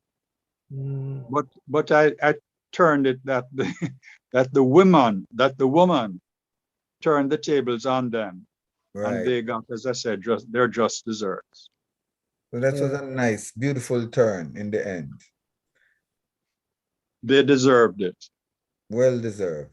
It And to Michael and Eugene and the others, I think writing like these, and not only writing but producing things like these to helps in the contemporary society and I think the artists have some responsibility to, you know, to kind of share these lessons with a wider society by presenting these things out there.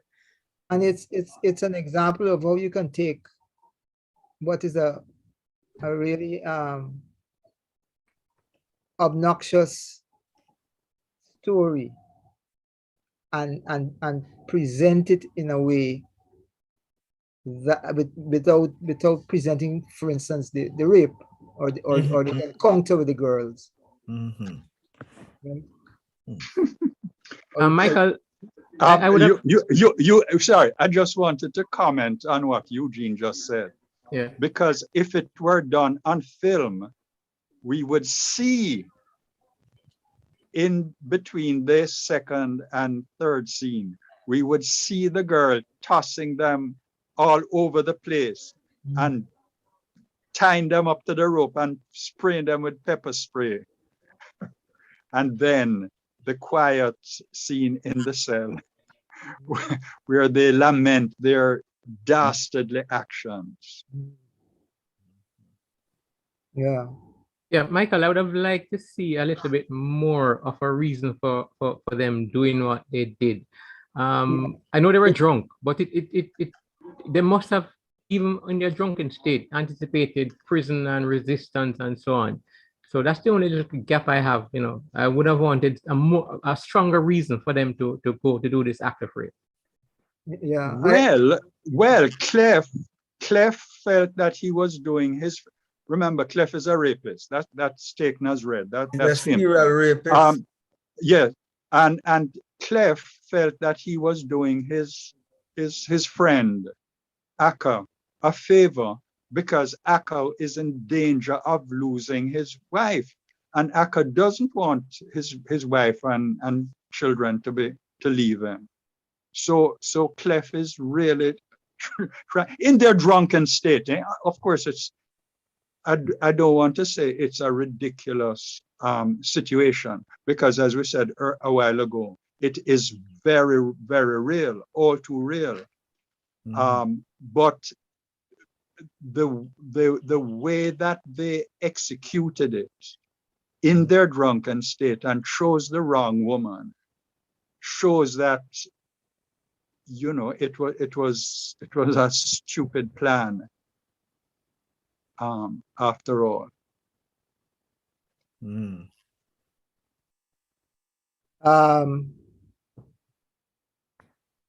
I'm wondering, Conliffe, the question was yours? Was that Conliffe? Yes, it was Conliffe. Yeah. I asked the question. Conliffe, are you saying that even in the case of a rapist, you want to understand the rapist more? Yes, I think that's we could get a bit more into his head. Okay, yeah. One is a serial rapist, fine. The human motivation. But the other one needed a stronger motivation, not just a help out. I would have wanted to see something more because he must have been aware that he would end up in prison if they were caught. And even the part where they were talking about, you know, they would kill her and so on. Okay, fine, they're drunk. But you must at the back of your head also be thinking of the consequences. And that would drive some fear and limit perhaps what you would end up doing compared to what you're thinking that you can do. But isn't the writing like remember Akka was very hesitant about doing this thing. He said it 3 or so times that he's very reluctant to get into this. What changed that for him, Michael?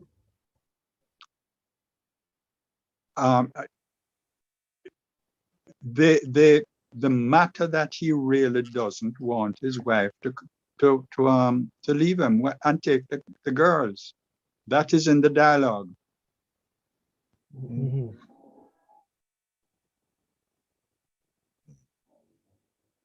Clef says, I'm doing it for you. You don't want your girls to leave you. And so he's persuaded to go along with this stupid. Well, again, I don't want to say it's stupid because it happens.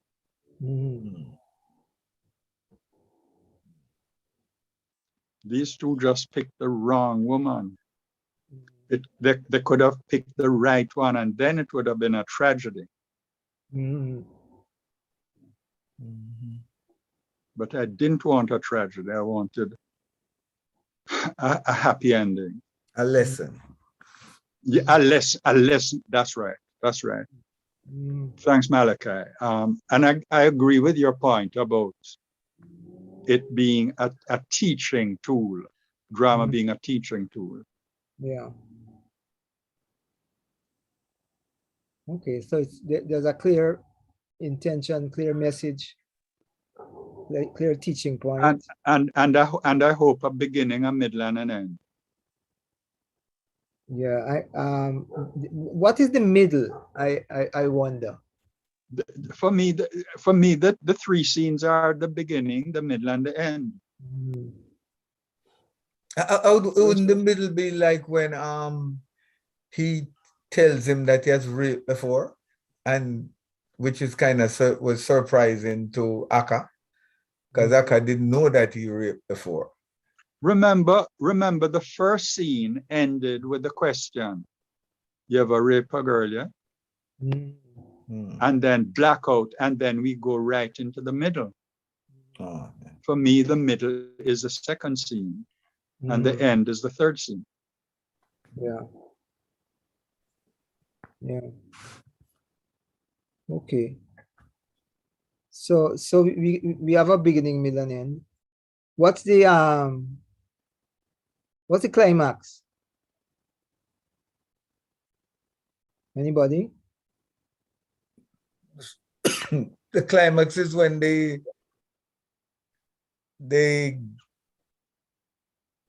girl whipped them. No, we don't see that. No, so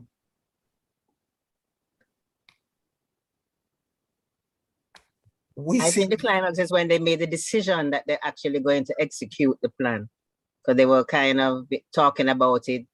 Who should we choose? Should we do it? That's and I don't know if Janet is still here. That's crisis. I get you. The crisis is where you have a decision to make. Are you going to turn right or are you going to turn left? Are you going to say yes to the proposal or are you going to say no? Yeah, the climax comes just before the resolution. Yeah, right. I'm trying so to. That's the whooping then. The whooping. Right, somewhere there. Because they didn't get to rape her, they tried. She whipped them and they end up in jail. Which was remember the letter. Remember the letter. So the letter, guys. The letter at the end. I'm trying to remember and find that my memory is not. You're saying the letter at the end is the climax? Am I correct? Climax / resolution.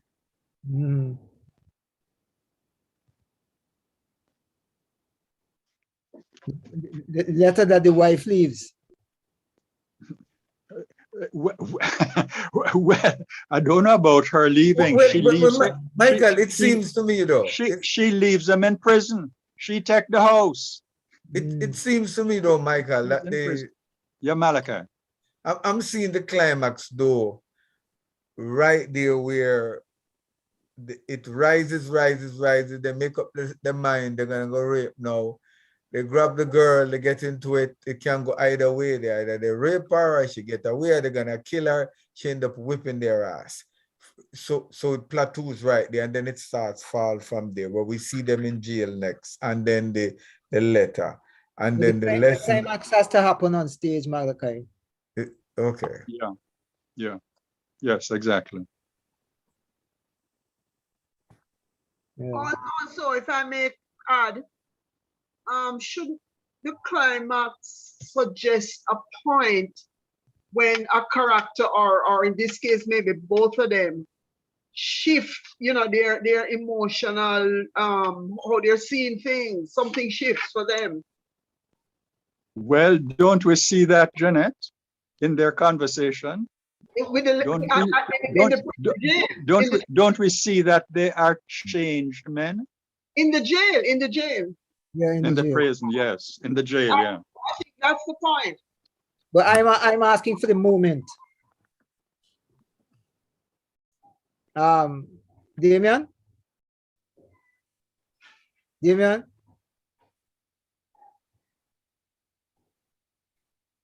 Gone to the bathroom. Remember, he wanted a bathroom break. Exactly, bathroom break. Michael, you're horrible, just so you know.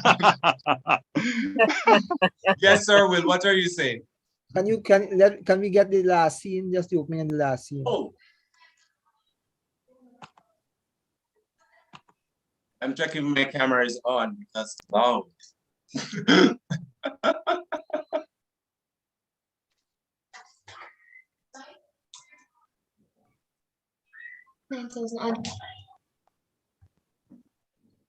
Man, please scroll up a little. Scroll up.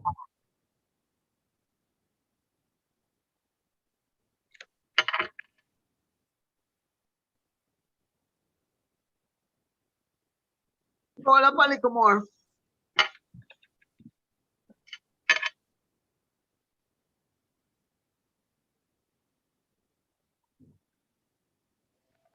Have we gone past the letter? No. No, the letter is at the end.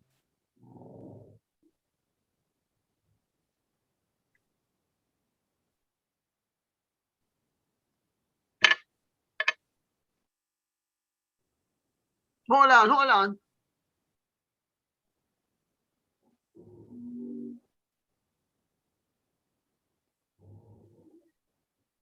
Oh, I see it.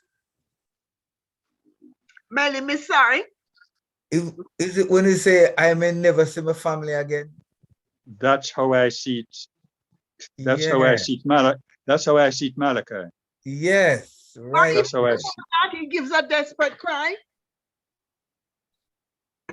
I'm looking for it, I can't see it. Right there on the screen, he grabs the letter, presses it to his chest, gives a desperate cry. Melly, me sorry. You know, like, to me, that's a point of climax. Grabs the letter, presses it to his chest, and utters a desperate cry. Yeah. Scroll up a little bit. Is that at the very end? Oh yes, it's a blackout. Yeah. And this is another thing that sometimes your climax can come at the very end. Yeah. Yeah, yes, exactly. Because the resolution is clear. You see, especially in a 10-minute play, Eugene. Mm-hmm. Yeah. But I do agree with what Akka with what Malachi said, though. Mm-hmm. Akka, I might never see my family again. That is exactly what he did not want right throughout the play. Yeah. His whole purpose was just to have the family be together. And that is a cry from the bottom of his soul, you know. Is that in the setup? And that comes before. That's at the top here. Right. I'm yes, now right. might never That's right. family again. That's right. Is that in the setup, Michael? The concern with family. Is that in the setup? Eugene, that is the whole purpose of him doing it. That's the whole purpose of it. So that his wife won't leave him. Mm-hmm. It's Clef's stupid suggestion of him raping a girl so that he can. No, these guys are drunk, right? Mm. And the motive is stupid. But Clef wants him to rape a black woman so that he can begin to enjoy sex with his wife again. There's an irony there, which I hope was clear. Yeah, the irony is clear. Yeah. So when Akka says, I might never see Malachi saw it. Malachi saw it. That is a heartfelt cry, and it's underlined by his very last words, where he grabs his wife's letter, presses it to his chest, and utters the despairing cry, Millie, Miss Sorry. Yeah. Yes, and you know, and it builds up. Millie was here and she never come see me. Yeah. Yes, that's right. Yeah. That's right. That's you right. read it? Yeah. Okay. Yes, Michael, I got it. Okay. All right, so let's go to the next one. I don't think we can take that break. Can I try Eugene? Yeah, man. Whoever's next. Okay, let me see. So I need to share it though. Okay, I'm sharing it. You guys seeing it? Not yet. Hold on, let me come back to this share screen to do 10-minute play. Share. Okay. So when I started out and what I wrote, basically I wanted to write this thing about this corrupt sergeant and his corporal friend, and they did this traffic stop and they ripped off this guy who they had no clue was a senior officer in the force and whatever. But based on Eugene's comment that from the synopsis, that the only action he saw in it was that the one that started at the station when they met up now with this senior officer and they were realizing their mistake and trying to run away. So I started writing from there, but somehow this ended up being totally different. So can we get two people to read? So you need Sergeant Cotter and Corporal James, right? Yes. Michael, I want you to read Sergeant Cotter. And Damien, can you read James? Damien is there? Damien. I'm gone again. There's Conliffe. Okay, Conliffe, you want to read James? So it is. Yeah, that'll be fine. Okay, it is after midnight. A light shines on Jankro Bottom Police Station lockup. All right, just before you go on, Michael, one of the conventions is that the stage directions, you either put them in italics or you bracket them. Okay. All right. So there's a voice. They're escaping. Prisoners are escaping. Get the back. What the backside is happening?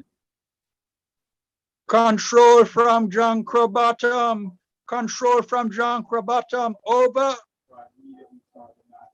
Stop running or I'll blow your head off. One of you must show up a hospital with a bullet in your back a hole. Let's have the scene come up. It is, ooh. Okay, Malachi, you see what the stage directions need to be different from. Right, I realize. Yeah. Okay, good. So Malachi, I having difficulty. I like to read along with. Can you expand it? Oh yeah, sure. Sure. So let me move this over some more. Okay.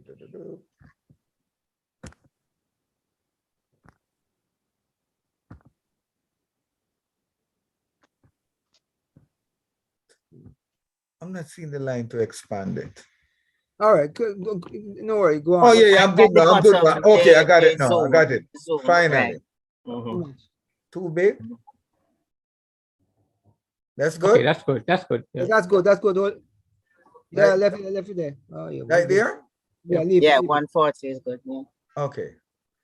Koto, what really happened last night? Prisoners escaped. Just so? Same way, sir. Them cut them way out.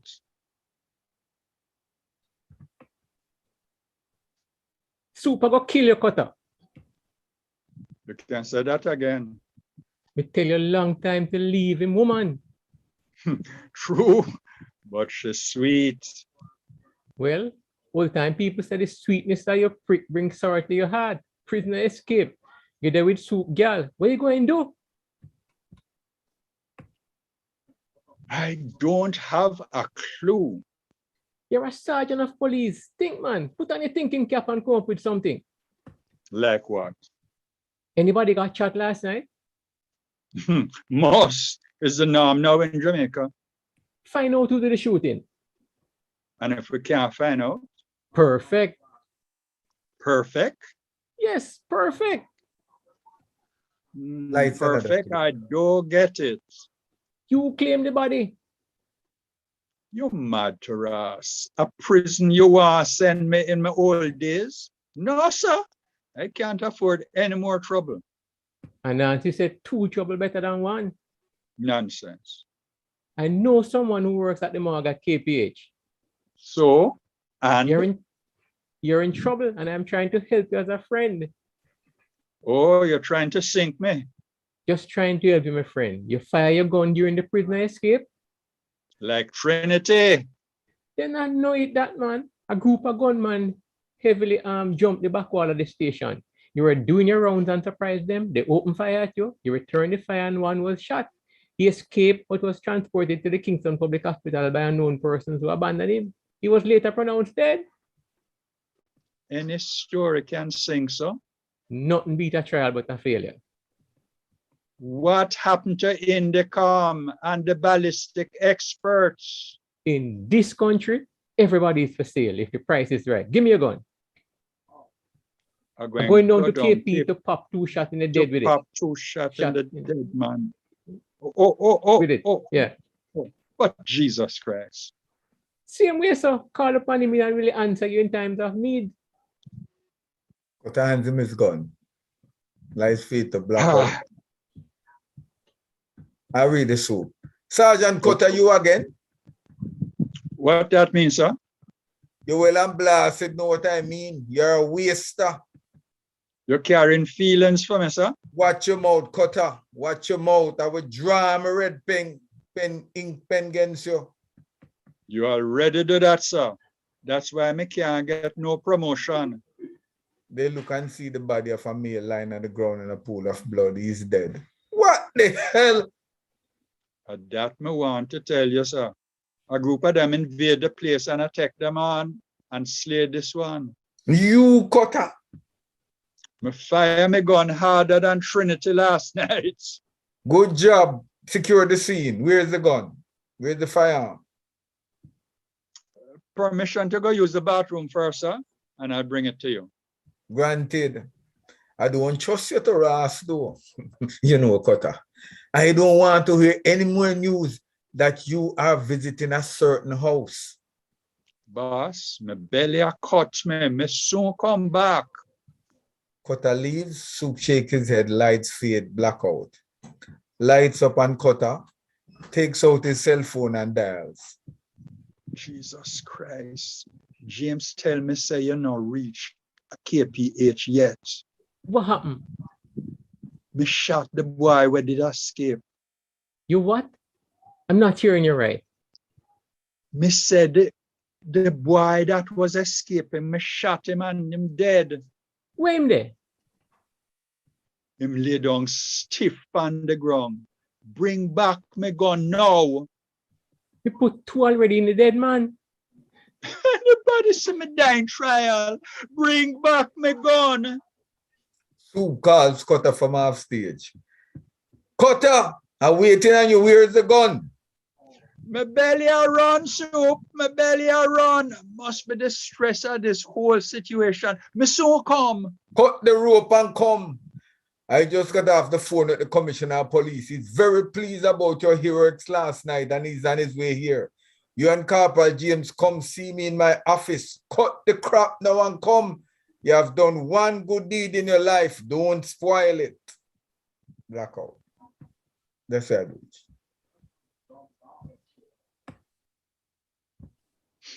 Comments? Questions? I love it. I love it. I love it. But listen, this thing ends up in the air. We need to see the second part. Malachi. Yes. Clearly going on, Malachi. You leave us wanting more. Yes. Yeah. Not because it's needed, but because we want it. Yeah. Yeah. Well, I think it's needed for the closure of this particular play. Yeah, it is. Michael, Malachi, I don't understand that. Intend to end it there? Was that or that was as far as you got? That was as far as I got, and I was vacillating too, because I know you had the whole undercurrent where the soup was holding him because he was a kind of corrupt sergeant, a waster, right? Which is a terminology that they use in the force, waster. And he and James are always doing stuff. James kind of looking out for him though. So when this particular incident happens now, if the body wasn't found and stuff like that, a prisoner escape is like a death sentence, like a sergeant.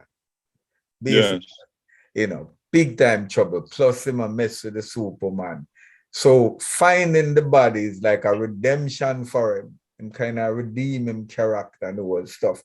But James knew the dynamics of what was going to happen to him. So he decided, say, okay, I'm going to KPH, body down there, I'm show two shot another man and claim some boy one of the man who escaped, cut a shot. And, you know, to kind of wean his friends way out of it, get him out of the problem that he was envisioning. Only to realize that him did kill one of the person that was escaping. You know, and I'm in a trouble now because James got shot up the dead man. Right. And we, you see, Malachi, we have invested our emotions in Kotta. Right. And we do not know in the end what is going to happen to him. You have left your audience up in the air. Left us hanging there, Malachi. But can you expound on that a little, because I'm not feeling up in the air, and you know he's caught in a terrible vice. I feel like Yes, exactly, Janet. That's exactly right. He's caught in a bind, and we don't know. We have invested our emotions in him, and we don't know how he's going to get out of this problem. But he won't. He can't. He has put the shot in the dead body already, so he can't. but the other way though, Michael, and okay. So this is what's gonna save him then. Because he did, so we don't know how many prisoners are trying to escape. Exactly. So we could make the connection that that's right. The person that ended up dead could have been a person that got shot trying to escape and was left there. So when James could put two more shots in there, in him, he kind of end up off the hook. Malachi, that's how I see it. That's one certain possibility of him getting out. And we will. No, I don't understand that. Could you explain again? Because Janet, in other words, Janet, two people were shot. Two people were shot. Maybe you mean escape. Two people were shot. You mean two people were shot? No, wait. Two people were shot. One ended up in KPH with two gun and bullets in his body, but one ended up right there in the prison yard, in the station yard. So it's two people. They were thinking one person was shot. In fact, Malachi is suggesting one way that Kotta could get out of it is if, in fact, two people were shot. Okay. Like, so there's a bit of a mystery in the end. The problem is that his gun is not there at the station. Yeah. And that other in KPH did not necessarily come out of that jail. He didn't. He didn't. So you know, it's all a setup. The story. Yes, it's a setup, yeah. Story is to okay. I feel like I'm satisfied. But we don't know what we don't know what happened to Cutter. I feel like there's no hope, that there's no hope of him getting out of that. And worse, the sergeant seemed to know about the what's happening with the wife. That just happened, the whole legal thing on top of everything else. So what would you say the resolution? That is the subplot. Yeah. That is the subplot. But the commissioner is on his. That subplot also doesn't go anywhere. No. What you said about the subplot, Eugene? It doesn't seem to go anywhere. Right, because we were only writing for 10 minutes. Yeah, 10 minutes, right. And the thing is that when everything else comes out and the commissioner. But yours is not quite 10 minutes, Malachi. Yeah, I realized I could write some more. I could have introduced a conflict with them on the soup, have some argument prior to the escape. No, I like the escape because it starts with the action. It kind of sets it up. But I'd have to find a way of having him and the soup have some exchange. I think the idea of the jailbreak, right, and the setup is a really interesting, very interesting situation for the piece, and it does tell about one of the complexities that we don't. Well, we always think that the police has set up people, set up gun and set up evidence, etc., etc. And in a way, this tackles one such. So that's very interesting, but it ends on a mystery. It ends on a mystery. Jeanette, what would you say is what's the resolution for you, Jeanette?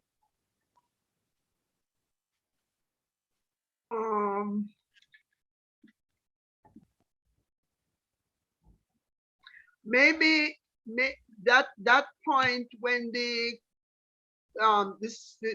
superintendent, is revealing that the commissioner is on his way and you people like you're going to get promoted and it's looking good, and that, to me, that moment, that's where it begins to, slide into that mode.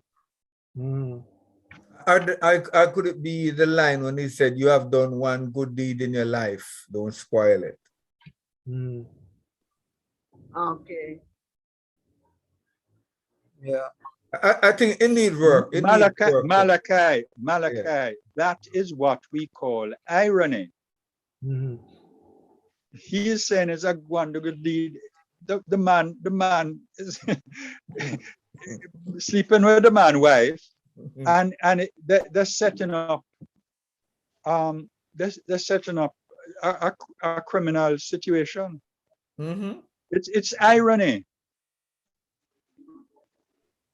It's a lovely irony, because the sergeant, the soup don't even realize that is irony, but we, the audience, realize it. It's like the irony in Macbeth, Eugene,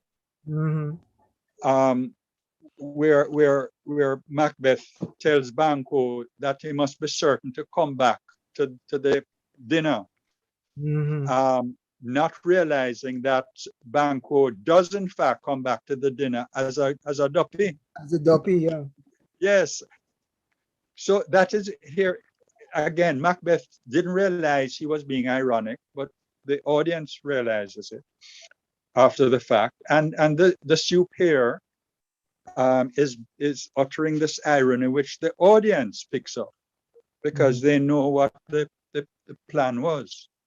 Michael, what do you think is the dramatic question that we ask concerning Cutter?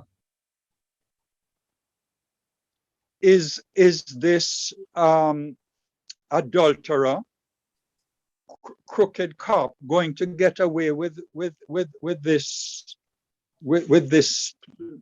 last project of his? Right.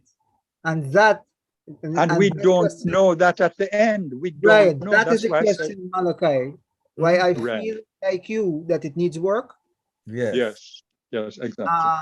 And I would like to read it myself and offer you my comments in that regard. Okay. Because I feel that that dramatic question is the question that you have to answer. Mm-hmm. You don't have to solve. We're left up in the air. Yeah. Real police business, eh? Real police business. Okay, thank you. I'm gonna end the show. All right. Next one.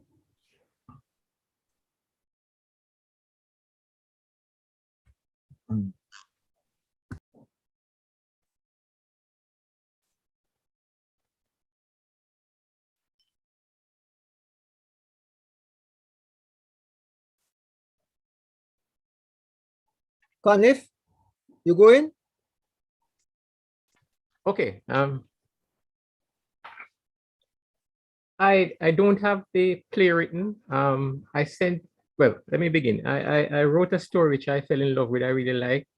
I sent it to you and I got the feedback. And when I got the feedback, I realized it had some serious structural defects, which I tried to correct. I struggled with it, but where I am now, all I have is the synopsis. It's almost like you built a house. I saw them building a house in the country, 2 floors. And the building process, all the workmen went up using the scaffolding and so on. But when the house was completed, they realized that there was no internal staircase. So that's my story was like that. I had to tear it apart. Yeah. Let me just see if Jetu, who I think was with us before, whether he has a play. Because you alone can work on the synopsis if we don't get to it this afternoon. So perfect, no problem. Yes, has a play. Okay. Jetu, do you have a play? No, I don't. Due to technical difficulties, I don't have access to a computer to type. Okay, Dave. I think we are seeing you for the first time, but you probably followed us via YouTube. Do you have a play?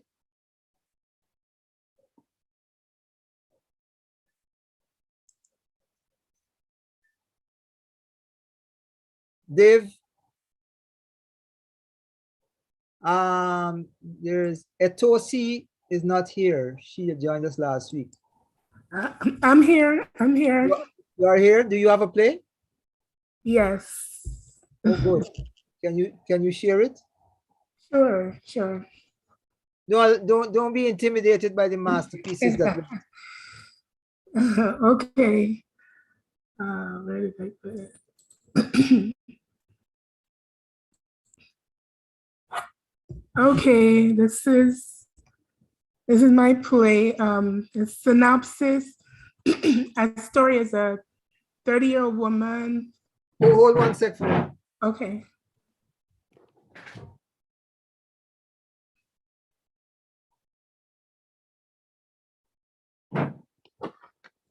Okay. Go ahead. Okay. So she's served with an eviction notice by her landlord. She's nowhere to go, and she reaches out to her child's father for help, but is rejected. Tony is a Jamaican customer, and at the store, and he presents her with a solution, a business marriage, but she finds out he's an abusive man.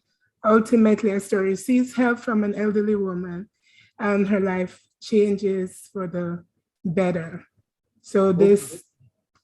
So let's go to the play now. Right, this is the play. Okay, so let me see who you have, Astoria and who? Mrs. Goodrich? Mrs. Goodrich, but she's not really central. So it's Astoria and Tony. Oh, but Mrs. Goodrich is there. So you have Astoria and Tony and right. Mrs. Goodrich. I'm sorry, I tried to make it 2 characters, but I just couldn't keep two, but the main two characters are Astoria and Tony. Don't worry about it. We need Astoria is a female. Female, yes. So what we have? We have Dawn. We have who's still with us? Dawn and Audrey. Dawn. I have heavy rain going on here. I can hardly hear. Yes, I have rain also. Yeah. But All right. I'm trying. By me too. All right, Dawn, can you read Astoria? Hold on, let me go and get my headphones because the rain is drowning out everything. Give me a second. Okay. Then I read again. Audrey, could you read Mrs. Goodrich? Okay, I'll try. Who's the other person? Tony. Tony. Mrs. Goodrich. Conliffe, can you read Tony? Sure. Yeah, no problem. Okay. All right, here we go. Astoria is sitting behind the desk as a coin. I don't know if okay. I don't know if Dawn has come back. Dawn went for earphones. Okay. Yeah, I'm putting on the head.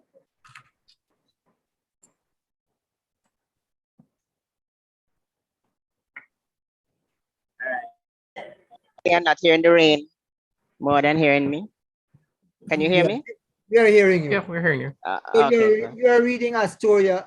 At Tosi, you will read the stage directions, right? And the preamble. Yes. Let's go. Astoria is sitting behind the desk at the coin laundry. She's on her cell phone. Hello. Yes, Mr. Brown.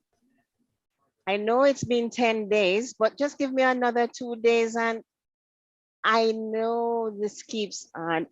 Mr. Brown? She taps the cell phone on her head over and over as she realizes he's hung up. An older woman enters. She's short and very slim, pushing a walker. She's holding a bag of clothes for laundering. Hello, Mrs. Goodrich.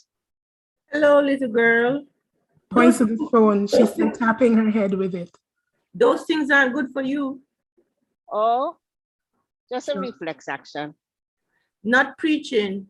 I know young people do not want to hear elders these days. I was young once, too. No biggie. Okay, you'll pick it up at 5 p.m. as usual. Mrs. Goodrich nods and turns, walking unsteadily to the door. Astoria's cell phone rings. Tony comes in, lifting a bag with clothes, dragging another container. He has his cell phone on one ear and his keys and detergent in the other hand. Hey, Rhea. He waves at Astoria, continues lugging clothes through the door and returns to his conversation on the phone. Hey, long time no see. Yeah, brethren, call you back. I'm doing some business. Business now.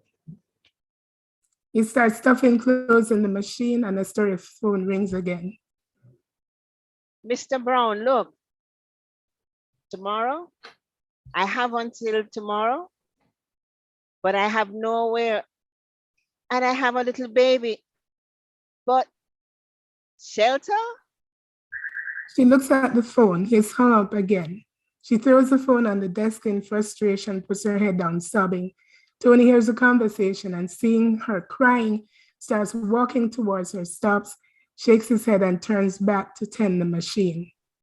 Look, I'm going to get paid tomorrow. I can't pay for 2 months. That in 2 weeks, I got the eviction notice.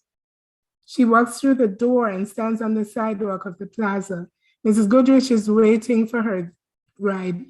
She turns to look at Astoria, who does not notice her. I need, this is me, right? Yes.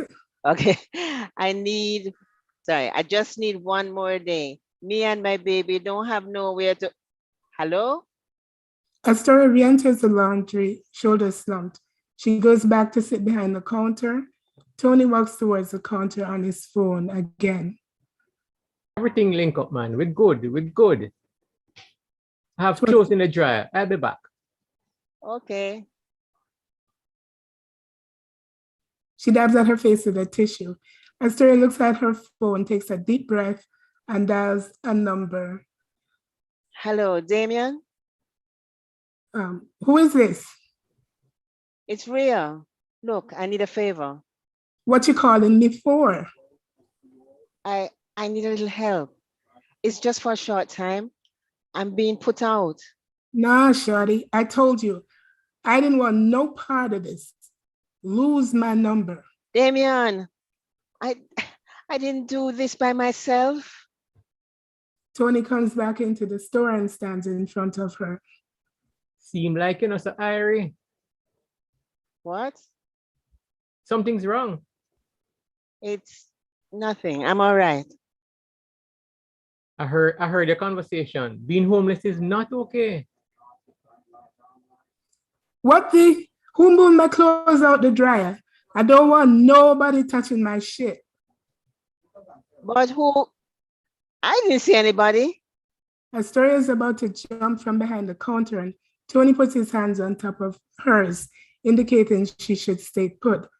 She doesn't move her hand away.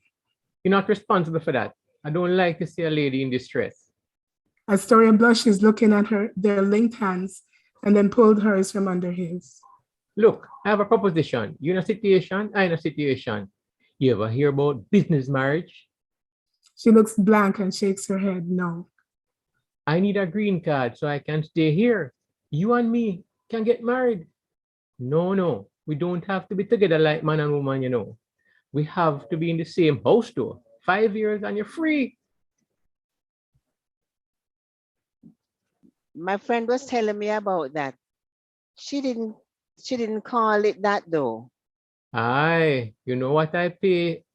You know about it. I pay you 20,000. How that sound to you? 20,000? That was almost a whole year's salary. She took a deep breath in and exhaled. But how? You have 20,000 to give me? Astoria gestured around, looking at the laundry around her. We run a business, so we can give you 10,000 to start, another 10,000 by the time we go get married. Tony's phone rings. He looks at it casually and puts it down on the desk between them. Astoria closes her eyes. She was trying to keep in mind what her mother told her about marriage being sacred and what should she do? Tony sees a man he knows in front of the store, leaps up and goes outside. The door slams. He's forgotten his phone. The phone rings and Astoria picks it up to take it outside, and her hand waves the receiver open. The distinct voice of a woman cuts through the air as she gets closer to Tony. Tony, I'm not your punching bag. You beat me up for the last time. I'm going to call the police. Astoria looks at him and silently hands him the phone. Rhea. He follows her into the store. No, I'd rather sleep in a shelter. Me and my baby be okay. You know how my mother died? It was at the hands of my father. I was there, a little girl. She was on the floor, not moving, and kept kicking, and he kept kicking her and stomping on her. She never moved again, ever. Tony walks back to his laundry, packs them up, and leaves. Astoria frowns, shaking her head as he passes her. She holds her head down and looks up as she senses someone is standing there. It's Mrs. Goodrich. She takes a pouch out of her bag and hands it to her. It is a gift from me. Remember, time is short. Use it wisely. Astoria opens the pouch and slowly empties the contents in her palm. Why would Mrs. Goodrich give her coins? By the time she looked up, Mrs. Goodrich was gone. These coins were different, heavier. She looked more closely at them. They were dated 1865. It was 5 o'clock. Mrs. Goodrich was always punctual. She couldn't wait to see her to thank her.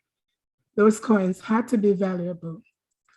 Girl, I just came back to tell you, Mrs. Goodrich lived across the hall from me.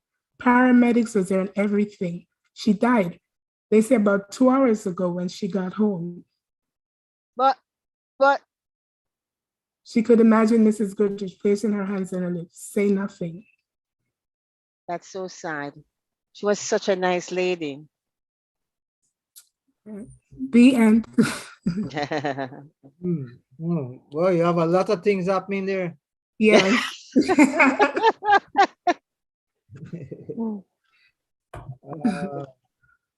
Okay, comments? A lot of characters as well.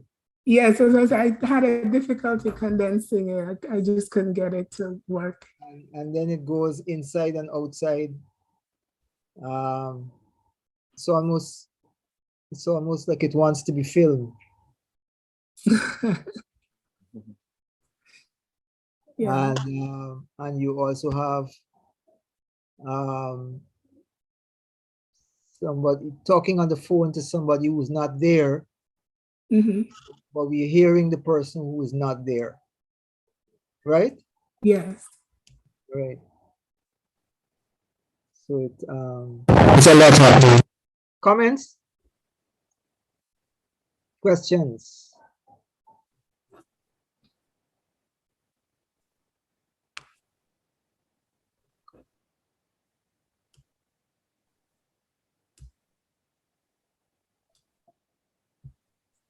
So Astoria is being evicted, is that it? That's it. She's been evicted. She's calling Tony for help.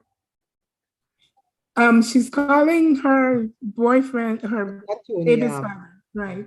What's his name again? Damien, right?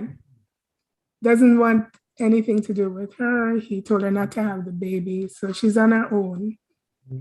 But she's carrying this baggage also of what happened to her mother, and she has trust issues. Yeah. And then Mrs. Goodrich gives her some coins. Right. And disappears, literally disappears. Right. So it's supposed to show that she had already died. This is supposed to be sort of a mystery that she'd already passed, and somehow her spirit gives her this coin, the keys to her survival, because the coins, being that old, are valuable. That's Mrs. Goodrich is an apparition. Yes. Right. Oh, I see. And why 1865? No, it was just, it's old. So I figured the coins that old would be worth quite a bit of money. So she was able to get her financial freedom through the value of the coins. I was trying to play on, this is a coin laundry and she's got coins. Right? Yeah. I feel like it's something that I need to send you some notes on, depending on what you want to do with it. You want to write a stage play or something else?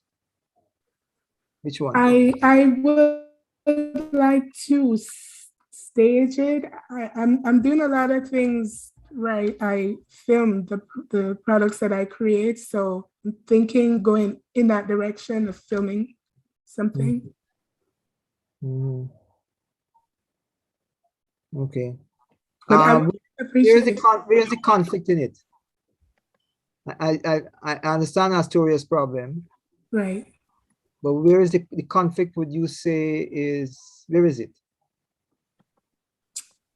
To me, it was a conflict of her morality, in that it maybe wasn't clear enough, her struggling to, should she enter into what should be something sacred as a marriage for money? And it seemed just by a coincidence that, she had her mind, even though she was so desperate, made up for her by the specter of being involved with somebody who is a domestic violence and abuser. So she narrowly escapes this. So these, at the moment, these people that she interact with are peripheral to her issue, to her problem. Yes. Right. And it's set in a laundromat, right? Yes. Right. Because Tony is peripheral. Yeah, in a sense, he is, yes. And so is Mrs. Goodrich. And then there's a couple other people, Patsy and some other people. Right. I think the thing that we want to talk about, when I read it, I send you some notes. The thing I want to talk about is the story. Do you have a story written from which you took that synopsis? No. Okay. It seems to me you need to decide on the story that the synopsis comes from, because the synopsis, in fact, needs work. So you want to find a story of interest in it. Astoria's problem is clear, and you also want to find how the operation Mrs. Goodrich can function effectively in the piece rather than just disappear unceremoniously, and how we can involve Tony and the boyfriend. What's his name again? Damien. How we can involve Damien and Tony. So those dynamics are the things that we want to see what's possible with them. Okay. All right. Yeah. Thank you for that. So could you send it to me? I will. All right. Along with the synopsis. Okay. Thank you. Stop share. Rosella, have you written a play? Rosella, I think we are seeing you for the first time as well. Rosella, yes, you're seeing me for the first time. I have not written a play, but I heard about the workshops and I'm interested, so I have been. This is the first one on the playwriting that I have been to. I found it very informative. I just wanted to learn as much as I can, and I think I got that today. I enjoyed all the presentations, these plays. I'm making copious notes. Okay. And the previous sessions are supposed to be on YouTube. Yes, so I plan to go and visit. You want to have a go and submit something to JCDC. We were just dealing with a 10-minute play. I don't know what's the shortest version. Michael, what's the shortest version for the competition? I don't think it's any shorter than 10. So they invite 10-minute plays to be sent to them for the competition. I think they would accept that, as far as I know. Okay. Damien is the man to ask for that. But Damien is not here today. Okay, so we have come to the end. I hope you guys got something useful. A whole lot, Eugene, a whole lot. Yes, a whole lot. I did too. Very useful. Yeah.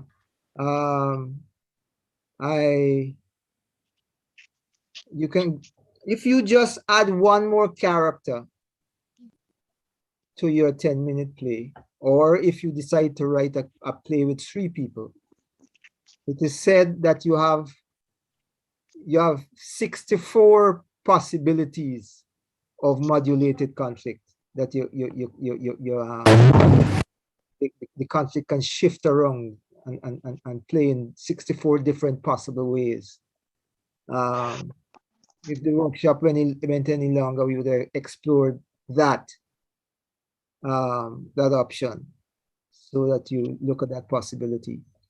I think what we managed to deal with is the question of the fundamentals. And I hope that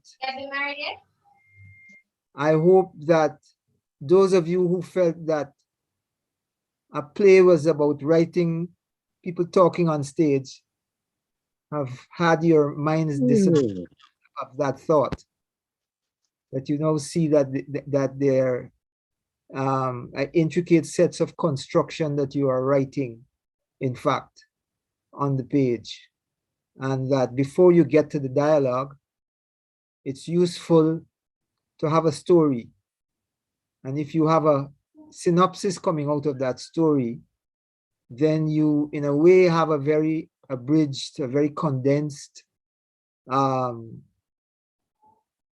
version of the story in your head, which can serve as a policeman, to steer you in the right direction. You know where you're going. Today, I made just brief mention of a premise, which again helps to lock you into where you're going, which doesn't mean that you can't change your mind.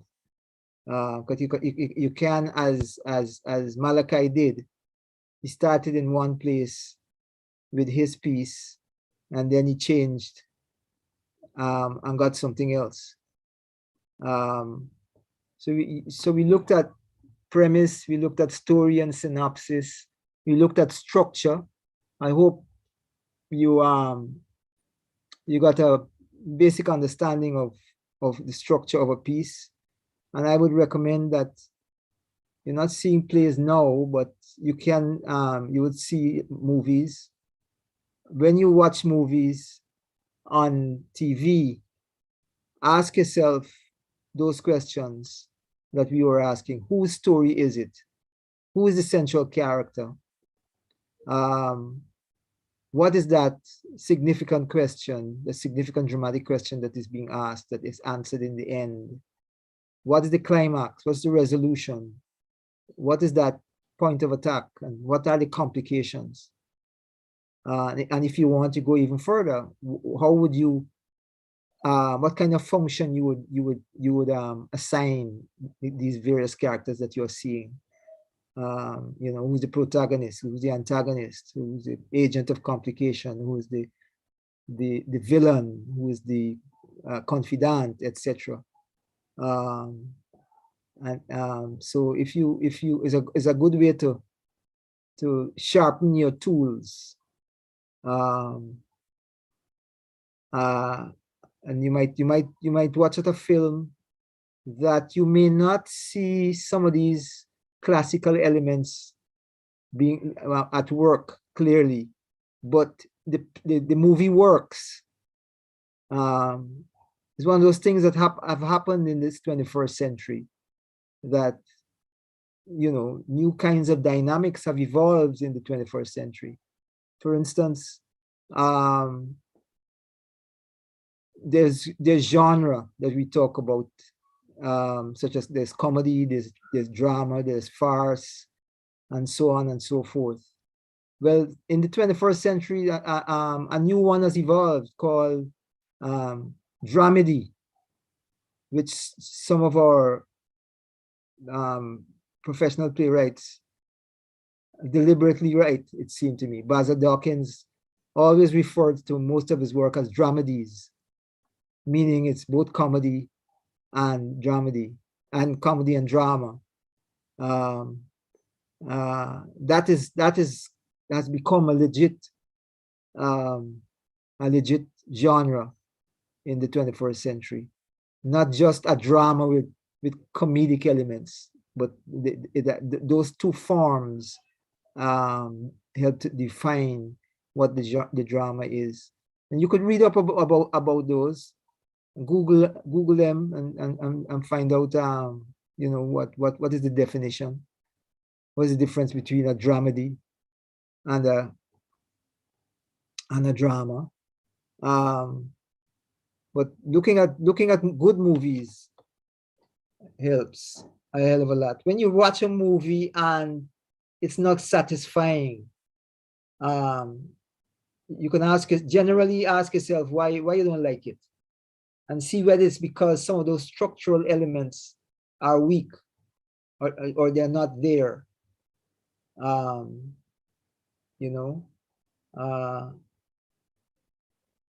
the thing of the story is your big challenge. If you can have a story to show, meaning something with a beginning, a middle, and an end. How many people think you got a fairly comfortable understanding of what is beginning, middle, and end? I believe so. Okay. I think so too. Right. I think we got it. I think we got it, Eugene. Yes, we did. Yes, definitely. Right. So you want that story to tell, and we spoke as well about where do you find material. Some of us can do like Dawn, or was it Audrey? I think it was Dawn, and select stuff from your own experience. But don't be afraid to introduce some fiction if you find you need that element in there. Noted. You know, and then there are places like you know, magazines, the news, the newspapers, and just incongruities in life. I told you about the case of Igmar Bergman saying he looks for incongruities. So an example like a bride standing on the beach with a suitcase, is that image is loaded with questions, and out of those questions can come the makings of a story. So I hope you guys keep at it. If you now walk away and dash away that notebook that you've been writing in, or don't go back to that file in your computer, it will be a sad thing, because coming out of the readings today, and certainly the examples that you have been sending to me, I'm convinced that there are playwrights in the making among you. So the thing is, you have to keep at it. You know, writing is rewriting. You have to keep at it. And every little workshop that come up to do with writing, try and get in there and develop your skills. I like to say, as I said before, that I think that the play is the most difficult literary form to create, because structure is so important, and because things like the length is so important. When somebody goes to the theater, they don't expect to stay from 8 o'clock until 4 the following day. You know, it's limited in time. Plus, it's a commercial transaction. Television and film. Television, you can get up and go and cook and come back. These soap operas, you can miss some of them and come back to them and still feel that you don't miss a thing. And also, there are a number of our playwrights who have a very formulaic approach to their work. When you go to see these plays, you're seeing sitcoms. You know, it's like a sitcom put on stage. You know, and like each production is like a different episode in terms of its style, you know. So don't be afraid to experiment and come up with something fresh. Reading plays is crucial. Reading plays, particularly to understand the difference between the conventions of stage and film. Film is absolute naturalism for the most part. In other words, it's about the characters and the situation and everything are like they happen in life. You know, but stage has a lot of conventions, right? You can't do everything on stage. For instance, if it's a realistic play, Etosi, if it's a realistic play, we don't expect to hear the person who's not there. We don't expect to hear them in the telephone conversation. That telephone conversation has to be written in such a way, if you want to convey what the person on the other end is saying, it has to be written in what the person on stage is saying. Of course, there are plays, because of the style, where you would see both people who are talking, you know. But be aware that the difference between film and stage is that for stage, you have to build a set for every location. In film, you don't have to. You just go to a location, and either you rent it or you use or you borrow it. You know, yeah. Locations are plentiful, right? That's not the case on the stage. You know, the stage is limited. Yes, okay, thank you for that. Yes. Right, stage is limited. And you just want, and the other thing with stage is that you don't want every possible little character into it. How can you limit the number of characters? You know, you know, that somebody showed me a play. Was it in this group? I can't remember. I think it might be somebody. There was a play with a scene in a classroom with all the students, and you didn't need all the students. You didn't need all the students. You just, how can you write that play? Maybe it's happening during break, just between the teacher and the student, and the two of them had a romantic affair. You didn't need all the students. That's going to bring problems for a production on stage. Plus, a play doesn't have crowd scenes. A film has crowd scenes.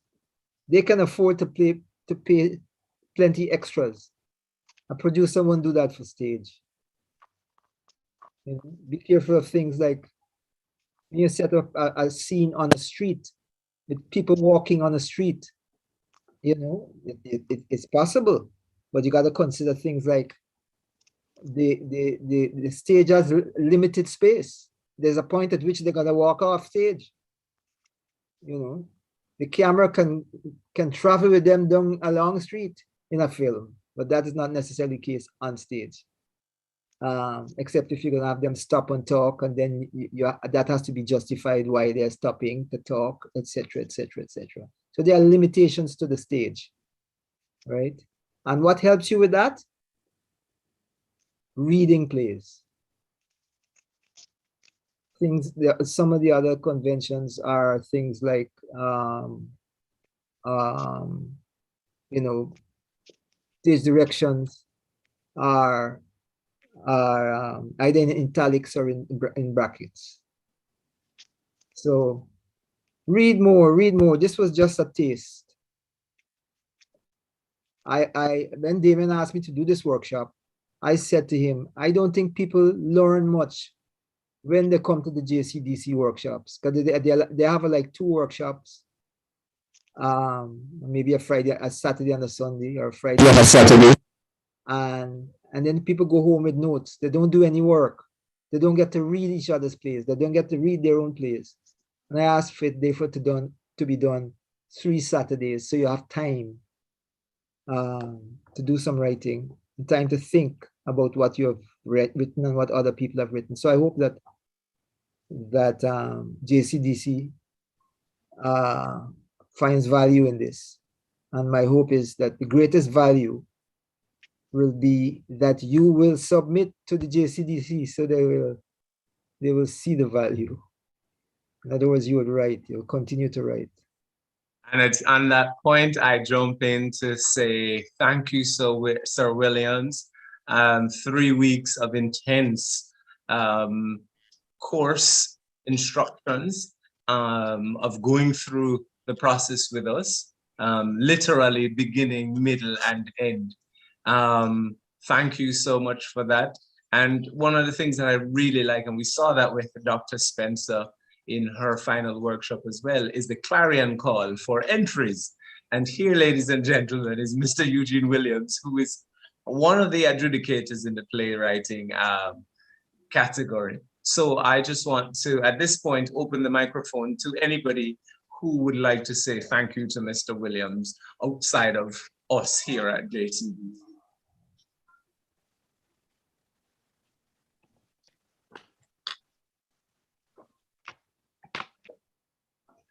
Yes, I would like to say thank you. I've grown from this experience, and it caused me to look even deeper at what I'm producing. And this is such an invaluable, I would pay a lot of money for this, and I'm sure other people would.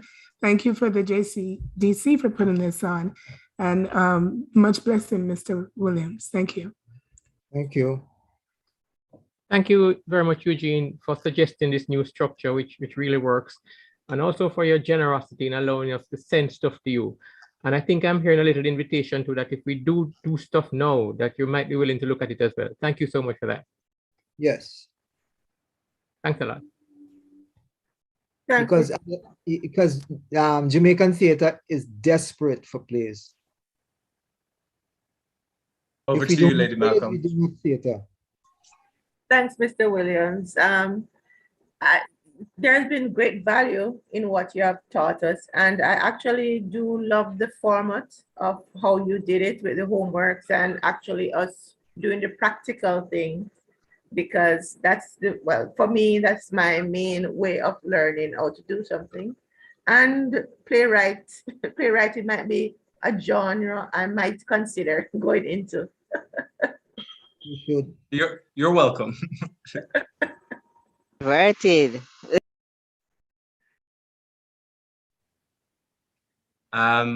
Okay, so I'm assuming that's the ones who are willing to say, but thank you, Sir Williams. I too have learned a lot of juggling, especially on this last session, but nonetheless, thank you so very much. What I'm hearing clearly across the series is that people want to have a conversation with the persons who know. And that is something that I would like to encourage in my role as the specialist for creative writing. So on behalf of the JCDC and us as students, we would like to say thank you so very much. The wealth of knowledge that you have offered here goes far, far beyond just these 3 weeks, and how quickly time flies. So ladies and gentlemen, thank you so very much for coming out. Listen out again, because I've heard some things from you, and I certainly will be putting some plans into motion to look at some next steps, not just writing, but also what is it that you intend to do with your writing. And also another thing is what I termed last year as the editor's pen, because you've written it, now it's time to write it, to edit it. And so we'll be looking at some of those things. There was a discussion earlier, or a question earlier, about if there will be certificates of participation. Yes, there will be.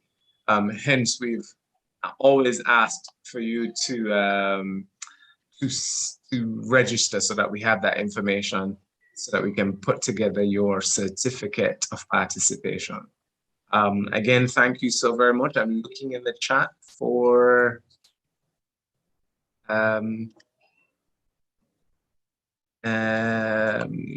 this document. Yes, so I will, here it is. I think this is the evaluation form. So if you do have the opportunity to fill out this evaluation form even after this workshop, that would be greatly appreciated. So please click on the link. It will then open up a new browser. The feedback that you provide us to also informs our next set of workshops, and also to let the presenter know how well they did or how not so well. So again, Sir Williams, big up yourself. Thank you so very much. Look forward to you being with us again this season. So walk good, and I'll see you on Monday when we meet to have our meeting. Ladies and gentlemen, thank you so very much. Walk good. Have a great what's left of the weekend, and peace. Okie doke. Blessings, Mr. Williams and Mr. Radcliffe. Blessings. Remember the evaluation form, so click it in the chat as you leave.